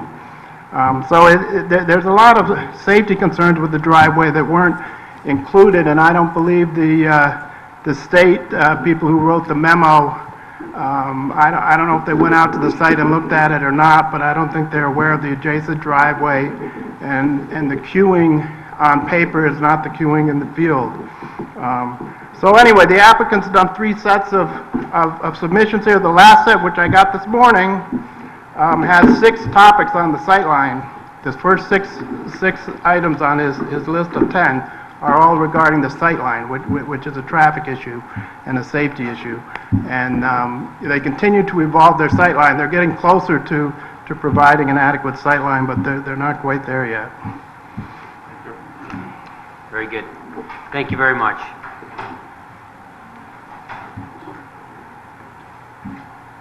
The other thing the state would not have been aware of is, you heard Dr. Braun speak earlier, the plans don't show the driveway for the medical building across or the mixed-use building across the street on the plan. Now, to be fair, the email merely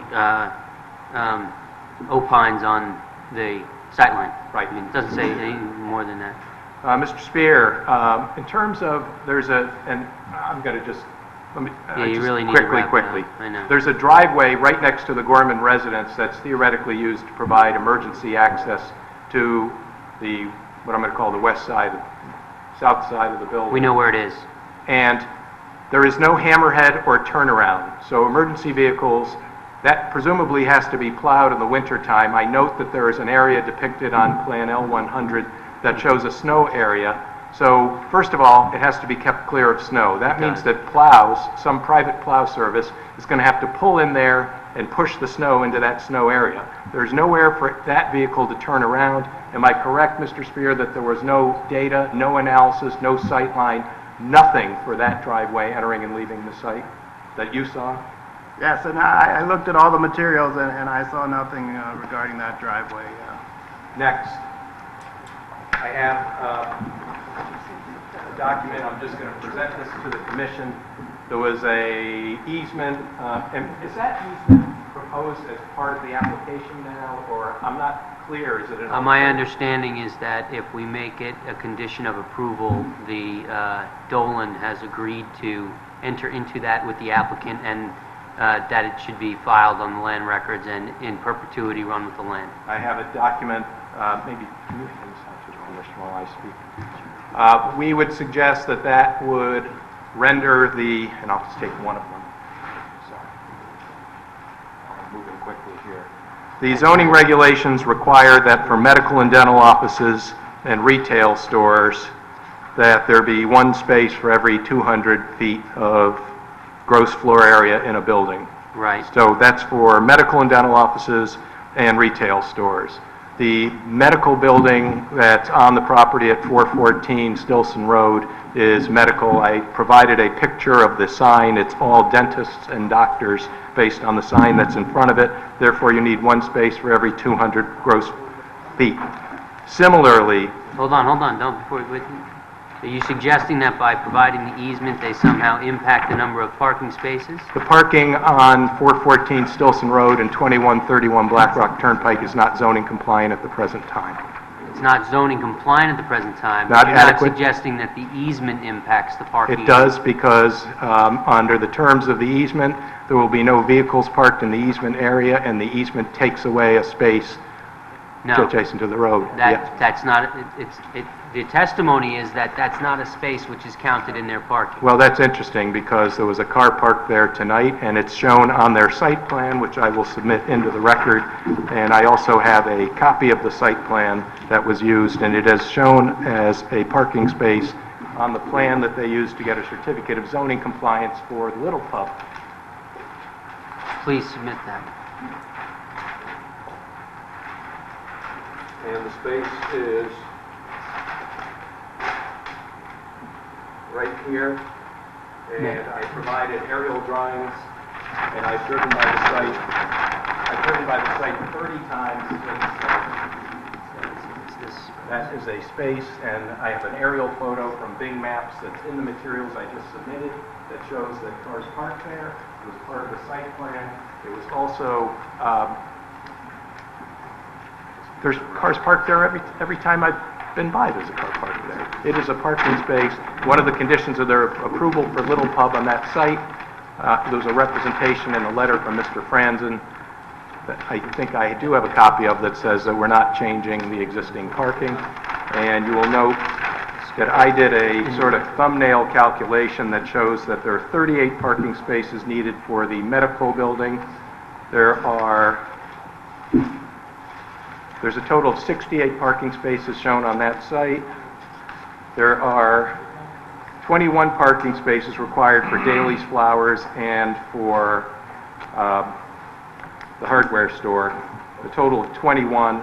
If you take that 21 and that 38, you get 59. There are 68 spaces. Therefore, there are 9 short before, I'm sorry, there are 9 spaces for Little Pub.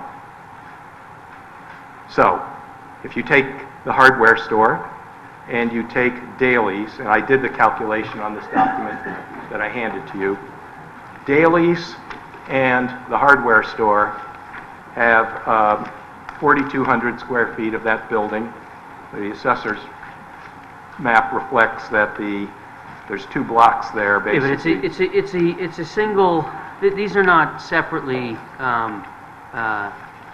permitted. This is one commercial building. Yes. With individual tenants. So there is a total number of parking spaces that are required for the building. Yes. Right? So what is the total number of, per your calculations, spaces required? What's the number? I don't know what the patron floor area of Little Pub is. Okay. But based How on... many are in the lot? There are a total of 68 spaces shown on that site plan. And it's your contention that the removal of that one space... No, it's already zoning non-compliant. There's 68 spaces, bear with me, there are 68 spaces shown on the site plan, and it's obvious that it's a shared site plan because otherwise the medical building would have no driveway access. In other words, there's 68 total spaces on those properties. If you take the medical building, you subtract out 38 spaces, and the calculations in the document I got. So 68 minus 38 leaves 30 spaces. So 68 minus 38 leaves 30 spaces. Just using Daly's Flowers and the hardware store, and I showed you that calculation, that's 21 spaces just for those uses. Therefore, that leaves 9 spaces, and the ratio for a restaurant is 1 space for every 40 feet of patron floor area. Therefore, the patron floor area of Little Pub could not be larger than 360 feet, which is 9 times 40. Therefore, there's not enough parking spaces on the site. The sightline easement, specifically, you can see, takes out that parking space, and therefore, it renders the 2131 and Black Rock Turnpike and 414 Stillson Road more non-conforming than it already is because it doesn't conform to the parking ratios. Therefore, it can't be a condition of approval. I understand your argument. All right, I note that it's 5 of 11. I mean, you don't need to appreciate- summarize. If you have new arguments or new... I don't, but... Okay, you don't need to summarize. I mean, we've heard everything, and we know the standards. Mr. Spear. I have one last comment if I could get it in. Of course. Go. The model from the Synchro has a little pound sign in front of some of the cues. Mm-hmm. That means that the number shown is the distance after 2 cycles, that the volumes are over capacity. Right. That's why the numbers on paper don't agree with the numbers in the field, because the actual queuing is much longer than 2 cycles. So people wait going northbound on Stillson more than 2 cycles to get through. Right. I saw those notes in your exhibits on your report. So, thank you.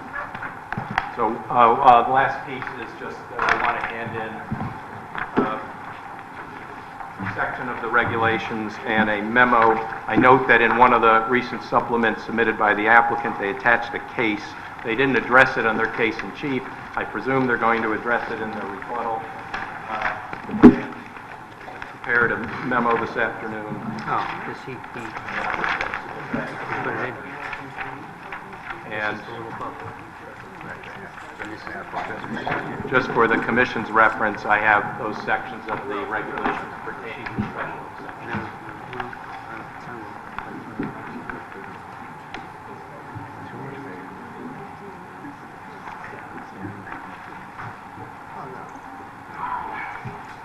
And one final note, I did not provide Attorney Hollister with a copy of Mr. Spear's report. I received Mr. Spear's report. It came on Friday. You know what? It's irrelevant. Well, I just want to note that there was new traffic data submitted on Friday. Yeah, and we I couldn't- understand. All I right. got it. Thank Yeah. you. I appreciate the patience of this commission, and we urge you to deny the application. Thank you. Thank you very much. Thank you. Thank you, Mr. Spear. Are there any other members of the public? No. Very good. Your rebuttal. Mr. Chairman, how much time do I have? Yeah. Real time. I understand.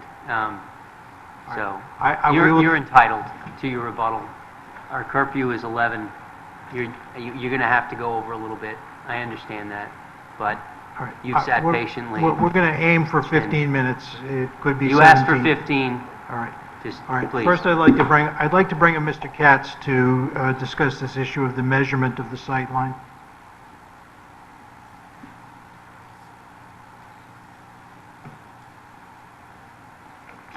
Phil Katz, project manager for Stantec in New Haven. The only thing I want to say about that is in the Connecticut Design Manual, and I'll give you this copy, it does allow you to measure the travel distance, the sight distance from the edge of travelway where restrictions limit offset. Desirability is to do it from the edge of the road, as been stated, but they do allow you to measure it from the travelway. So Right. I will leave this for you. Thank you. I have a question for you. So, how do you respond to the argument that the sightline easement does show the sight line through a parking space on the adjacent property? Well, go ahead. No, go ahead. Mr. Chairman, the area where that triangle goes through is not a legal parking space. A legal parking space, number one, is striped on both sides. It has a dimension. Mr. Green is correct that the whole area there is non-conforming as to parking, but this does not eliminate a parking space. If there were a car parked on there, and I have no doubt that there have been cars there parked on occasion. Yeah, but- I'm sorry, I didn't do you live in Fairfield? No, I don't. Okay. Have you ever been up to the Little Pub? I have.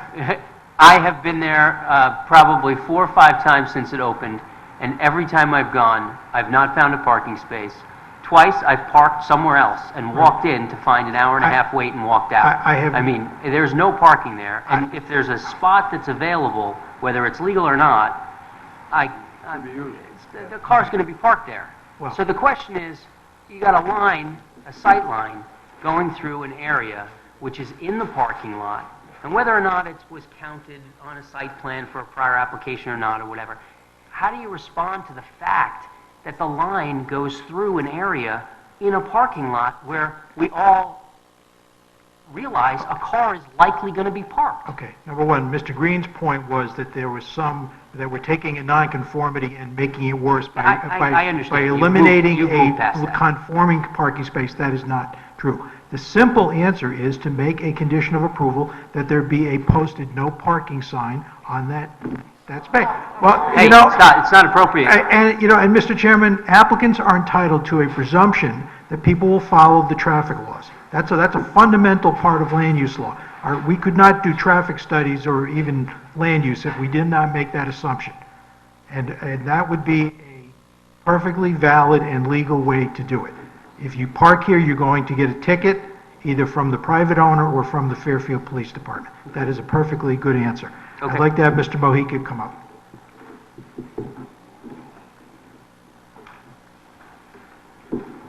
Good evening. For the record, Chris Mohica, traffic engineer with Stantec in New Haven. Just want to be very brief.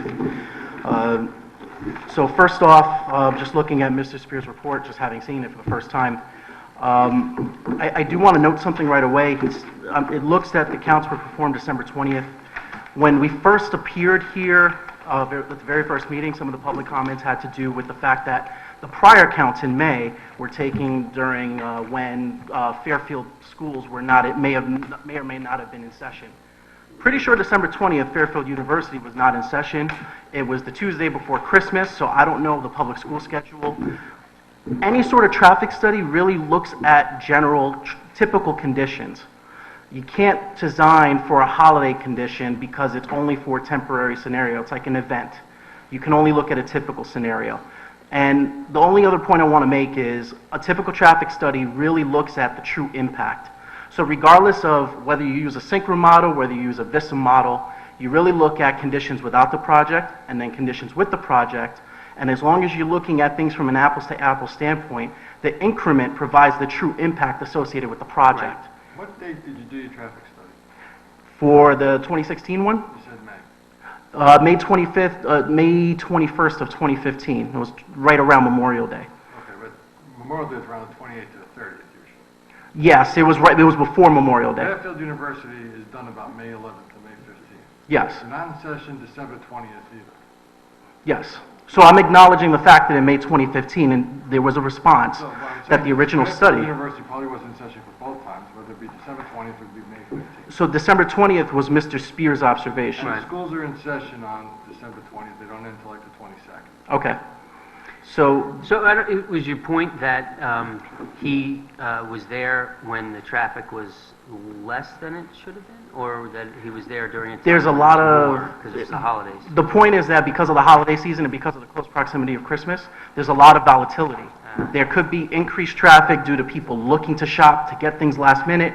There could be, and then that's mixed with decreased traffic due to students not going to and from school, or people sometimes take the week off before Christmas, so they only work Monday, Tuesday. So there's a lot of variability, and basing the observations there, while important for understanding holiday concerns, it doesn't reflect typical conditions, which is what we were trying to understand and ascertain as part of the study. And your ultimate conclusion and the gist of your opinion is that the proper analysis is to look at current conditions and then look at conditions after build and measure the impact and whether that is a substantial or significant impact on current conditions.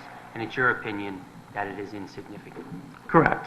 All versions have shown that the conclusions are more or less the same based on all of the standards and backup that I provided in the supplemental memos as part of the package. Does anyone else have any questions? All right. Thank you for your time. I'll pass it over to Michael Glynn to wrap things up. We're going to get a video now? So, just following back up on that illegal parking space, we can curb, we can stripe. Well, it's not your property. We have but we'll have an easement. Yeah, I understand. So we no, can. yeah. And that was the point of the comment. And I presume that since you have the cooperation of Mr. Dolan, that he would be amenable to, whatever conditions that you're suggesting, like, a barrier or striping or a sign or whatever. So, yeah, we understand that. The bigger issue there is, frankly, the fact that, unless it's, you put a tree there, cars are going to park there. We could extend a curb over. And then we're removing a parking space from an area where there is already serious parking issues. Agreed. So, it's not the best situation, but I understand your argument. Yep. And the DOT okayed prior to that easement as well. We thought we were going the extra mile. But so why we're here, why we ended up here 2 years ago, there are 17,000 single-family homes in Fairfield. There are 0 assisted living units. I know there are a handful at various stages of development. Those buildings have 25 memory care units. We did an extensive search for the right spot in Fairfield. We are a small assisted living concept. We're not from Mars. We're a New England-based developer where we operate a memory care senior housing that is research-based in architecture and operations, and we're known for being the best around. We take individuals with a very challenging disability, and we make life unbelievably better for them and for their families. This process has been fantastic for the most part. It's helped us understand the neighborhood, some of the needs. The initial design, we thought, considered a lot of the neighborhood issues. There were some cynical views as to, that not being the case, but we worked very hard at thinking through these things. We thought our residential architecture was fantastic, but we felt there was request for more screening, so we put up evergreens. We don't generate much traffic. Go ahead and observe Trumbull or any of these other ones. But because there were concerns that we were commercial, even though we're residential, we moved the driveway to be adjacent to and across the street from commercial. We thought the sight line, based on the DOT conversations and working with them, was appropriate and safe and comfortable. But we heard that people wanted more, so we went and got more. I've heard a lot of concerns from opponents. I don't necessarily call them opponents. 90% of these things that I've heard are based on misperceptions or things that we can address or have addressed. The traffic, all of our traffic numbers that we've submitted count the visitors, count the deliveries. The PM peak, we counted 600, I think about 630 cars. So it seems most people, from what I've heard, are concerned about the PM peak. There's 630 cars on that approach to Black Rock Turnpike. That's probably our worst measurement, and we're adding 6 over that 632. And that's considering our trends. Yes, we do encourage visitors. Of course we do. We get about 10 family visitors every weekday. We get about 18 on Saturday and Sunday. That's all in the numbers. Affordability. It is expensive. This disease is awful, okay? And it takes people experts and people who are fairly highly paid to take care of these people. But it is absolutely affordable for the majority of Fairfield residents. So it's garbage to hear that we're trying to attract wealthy people from elsewhere. The kids, the quality of life, Halloween neighborhood, bears, dogs, it kind of makes me sick. I understand we're new to the neighborhood and we need to prove ourselves, but I'm here willing to work with people. We heard Mr. Gorin say they have not listened to our concerns. That's the first time he got up in public and voiced his concerns. I've approached him twice after meetings. I've called him 3 times. Nothing. So he hasn't returned your call? No, he's not. I have sympathy that we're bringing change to the neighborhood. Right. So he is represented by counsel. Was there any attempt to reach out to Mr. Green? Oh, yes. Okay. No return there either. All right. I don't understand why you're standing up. I mean, that was a simple question. We ask about folks consulting with neighbors all the time. That was a simple question to which I got a simple answer. You asked if Mr. Hollister reached out to me. If you're suggesting that Mr. Hollister reached out to me to resolve design issues or resolve issues regarding this project, I challenge that. Okay. Very good. So you've made the statement for the record then. Thank you. I've tried to write letters to every person who spoke up against this project at previous meetings. I wrote their names down quickly, tried to get their addresses. I think a lot of the people you've heard from have received personal letters from me. Let's collaborate. Let me hear your issues. Let's get together. People have come out in support. We had an abutter who, on Pansy Lane, who abuts our property back to the wetland. She had a lot of stormwater questions. She was horrified about development. We spent hours with her, their engineer. She came out in support of the project last week, or last meeting. We have about 1.5 deliveries per day, and as I said, visitors 10 on a weekday, 18 on a weekend. First selectman of the town of Mashpee, where we have a very similar facility, we asked him to comment and send a letter into the commission very quickly. I'm writing as the chairman of the Board of Selectmen in Mashpee, Massachusetts. In short, the development team has delivered exactly what they promised to our town. Most importantly, Bridges in Mashpee has provided an important community resource for Mashpee residents, families, compassionate memory care, assisted living. The building has fit well predominantly residential areas, attractive both in its architecture and landscaping. Vehicle trips have been minimal and in fact are hardly noticed. We've not had any negative neighborhood or community feedback in approximately 18 months that Bridges has been open. An added benefit is that Bridges has generated real estate taxes and has provided jobs in the Mashpee community. Can you submit a copy of that letter? I think you have it somewhere. I have a question, I don't know. regarding that issue. That issue? Yeah. Yeah, very simple. Yeah, go ahead. Can you just discuss the property transaction in Mashpee? Did you buy 4 houses and tear them down? Excellent question. No. Was there an existing facility, or building of the approximate size of the It was open the space. assisted living facility in Mashpee? Or, like in this case, did you buy a couple of single-family residential parcels and combine them? It was open space. It was open space? Yeah. Okay. Yes. So. And are there residential houses immediately adjacent, abutting, like we have here? Across the street, there's a development, not as close as the Gorman property, for sure. All right. There are other examples of that, not in Mashpee. Okay. Do you know, is the address of that, I don't remember seeing Mashpee in any of these examples of other things. Does that have the address of the Mashpee facility on it? I'm not sure, but it's very searchable online. Yeah. Maybe Okay. somebody else. Very good. I'm not saying Trumbull site, Mashpee site is similar to this. There were suggestions we build on Fairfield University property. I don't think they're offering land. There were suggestions that we go on Post Road. You really think we could afford down there? We have done an extensive search in Fairfield. I have an urban planning background. I'm in this because, as you can tell, I'm very passionate about this. I feel very strongly that the best place is in a mixed-use neighborhood like this. One of my team members at one point called it a transition site, which is a technical term in urban planning from a commercial area to a single-family residential area. That was a war call for the opponents to saying that we called it a marginal neighborhood.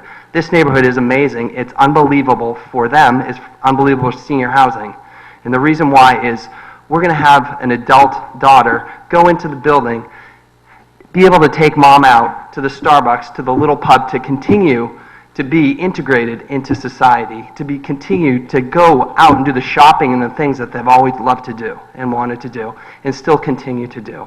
Because we have built at a more remote area in Trumbull is no reason why this should not be thought of from a very urban planning standpoint and why it's appropriate. I understand you can't just wave us in, but we're working like heck to try to fit in and do everything we can to be a great neighbor. We're going to make this neighborhood more walkable. We're adding a legitimate sidewalk instead of trees through the sidewalks there. We're taking the sidewalk back off of, right now in many places it's inches from a very busy road. It's going to be safer, more walkable. We're taking away these driveways and adding much better sight lines. Yes, there'll be a smidgen more traffic, but go sit at one of our buildings. There's not the traffic that people are imagining, and I understand why there are concerns. This is change. This is a larger building, absolutely. It's the smallest assisted living you're going to get, though. Supply and need, real quick. And by the way, I mentioned my urban planning degree. You can also point to that. I'm not just speaking here. I believe this very much. I was quoted last week in an AARP Livable Communities newsletter talking about this. And the more you research me, you'll find that this is what I'm passionate about. This is what I believe in. And not everybody has to be with me on this. But we're not from Mars here to steal money from Fairfield residents. We're providing an unbelievable service. As I said, there's 17,000 single-family homes, 0 assisted living. Zero memory care is what you mean. Well, today there's 0 assisted living. There's 1 under construction, and they'll have a small section of memory care. There's 60,000 people who live in Fairfield. My estimate is 75 to 84-year-olds. There are 2,500 of those. 17% incidence of dementia in that age cohort. 85 plus, about 1,000 in Fairfield, 32% incidence of dementia. That gives you about 800 people with dementia living in Fairfield. It affects about 1 in every 6 households. So conservatively, about 800 people. Not everybody with dementia needs our services, but it's appropriate for about 200 to 300. That's people living in Fairfield. There's also 17,000 people aged 45 to 64 who are adult children who have parents living in surrounding towns, surrounding states, who would really value this service.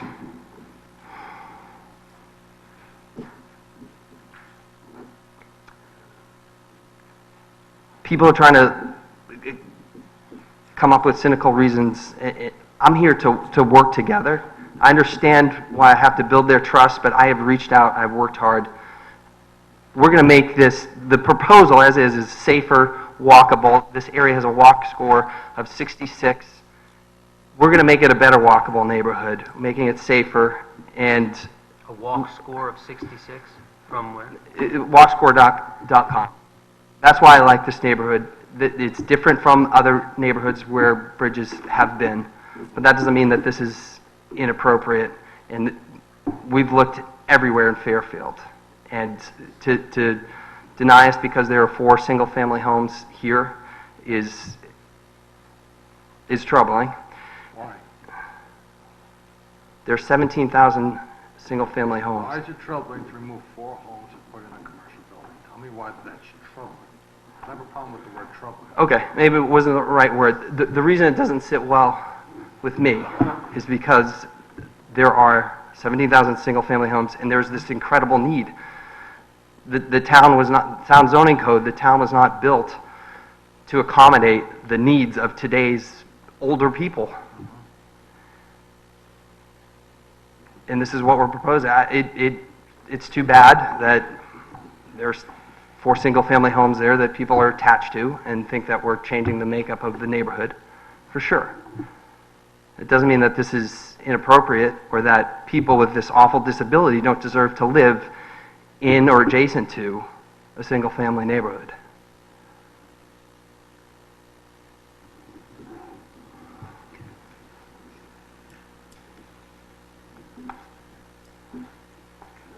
Thank you.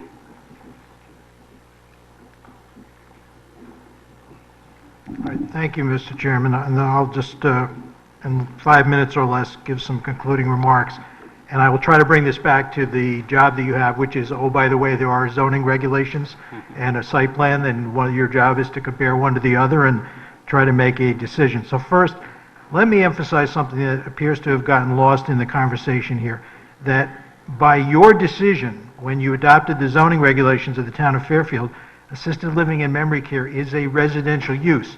Attorney Green said it's a commercial use. Well, it is being built by private sector commercial entities and will be run by a private sector company, same type of private sector activity that built the homes that everybody here lives in, but it is a residential use. And let's go back to what a special exception or special permit use means. It means that it is by definition compatible with single-family homes. And I think that's the answer to Commissioner Alessi's question. Why, I don't think we need to be concerned about replacing single-family homes with a residential use, because it is a residential use that the regulations say this type of community is compatible with single-family homes. Your job, because it's a special permit use, is to see if there are adverse impacts, and then if they can be controlled by conditions of approval. That is the exercise of discretion in a special exception application. Well, the harmony test is truly an area of exceptional discretion in our consideration Well, of an application under a special that's exception. that's the next point. The main word that Mr. Green and others have used in trying to say that this is not in harmony is that it is massive. Well, it's massive except that it complies with each and every dimensional regulation that you have. It complies with the building coverage on the entire site is 18%. It complies with the height regulations. There's talk about 64,000 square feet. Most of the floor area is more than 100 feet back from the street. It can't, you remember the first discussion on November 15th. The building is oriented, so just a corner is visible and close to the street, and the bulk of the property, the vast bulk of the property, is positioned away from the street in order to, so you don't see a massive building. I would also offer that, the acetate overlay with the red blood stain for dramatic impact, I suppose. Only people in an airplane will see it from that perspective, which is why I think the ground level perspective that we gave you with the evergreens at planting and 5 years out is the correct perspective. And we did landscape the heck out of it because we were asked to do that. I'd also point out that this avoids the features that, at least the way we heard it, were of concern to you when you were looking at the Stratfield Road application. This is at the edge of a residential area adjacent to a commercial zone. It is not surrounded by single-family homes. It is 2 stories, not 3, densely landscaped, and it has residential architecture and materials. With all due respect, we denied that application, and there was already a building there, not 4 homes. That's correct. Okay, so I don't see the comparison. Well, no, I'm saying that there are differences between that proposal, such as the stories. I'm just pointing out the differences. I don't disagree with you with what you just said, Commissioner Alessi. No matter how you slice it, this is a low traffic generator. The numbers are almost infinitesimal, and it is also a property tax positive, which is why it's been endorsed by the Fairfield Economic Development Commission. I don't intend to beat the commission over the head with this point because it's been made several times, but this is an assemblage that could be put to other uses, such as an extension of the commercial uses that are on the east side of Stillson Road. Environmentally, there was one speaker who brought this up. The wetlands approval, there's going to be a cleanup of debris on the existing lots. There are actual wetlands and water quality improvements, and there is a conservation easement. So the gentleman who was concerned about wildlife, we have a solution to that. Regarding the property values, you had the report from Mr. Karen. I would point out that in Mr. Vimini's report, which I now had a chance to read a little carefully, if you look at page 3, he talks about as his comparable neighborhood, Bridgeport Hospital, where there is a new cancer center with a parking garage overlooking homes along Waller Road and Plattsfield Road. That's his comparable situation. I don't believe that's comparable to what we have here. And if you notice on the last page, this really is not an appraisal report. I didn't want to spend too much time on cross-examination, but he says there is, based on this parking garage situation, there is a range of 17 to 20%, 17 to 27% of property reduction, but an appraiser who was doing his job would give you a dollar value of reduction. This is not an appraisal report, whereas Mr. Karen did apples to apples and looked at a existing assisted living facility that is adjacent to a single family home and said there was no adverse impact on the value. So in conclusion, Commissioners, I have to say it is very distressing. This sort of picks up on what Mr. Glenn just told you. It's very distressing to hear people in a residential neighborhood talk about how the proposal that's before you will destroy the town, or it's a danger to children. I mean, I'll just call that hyperbole, bombast, and exaggeration, but there's an undertone that we want our neighborhoods preserved for young families, and the elderly people who have memory care, well, let's just put them on the Berlin Turnpike or Route 1 or the Post Road, as if those people and their families don't want to live in a residential neighborhood as much as the people who are sitting here in the audience. That's really kind of a sad commentary to hear in public comments. But I ask you to bear in mind that that was the undertone. So the opposition is not based on fact, it's not based on land use law, it's certainly not based on zoning regulations. Mr. Green would have brought that up if there was some way in which this development did not follow the dimensional aspects of the zoning regulations, and it does not adequately acknowledge that there is a growing need in the elderly population that this serves. The application complies with the regulations. We've given you evidence of no substantial impacts. It responds to a market need, and I think, as you heard from Mr. Glenn, we have tried to be responsive to each and every comment from the staff, going back to the code review in 2015, and indeed to the comments of the public. So I will wrap up with that. I want to thank you all for your time. We feel as though we've been listened to, and I know you have a complicated job, but thank you all for listening. Thank you. Thanks very much. I will close the public hearing on this item and adjourn the meeting.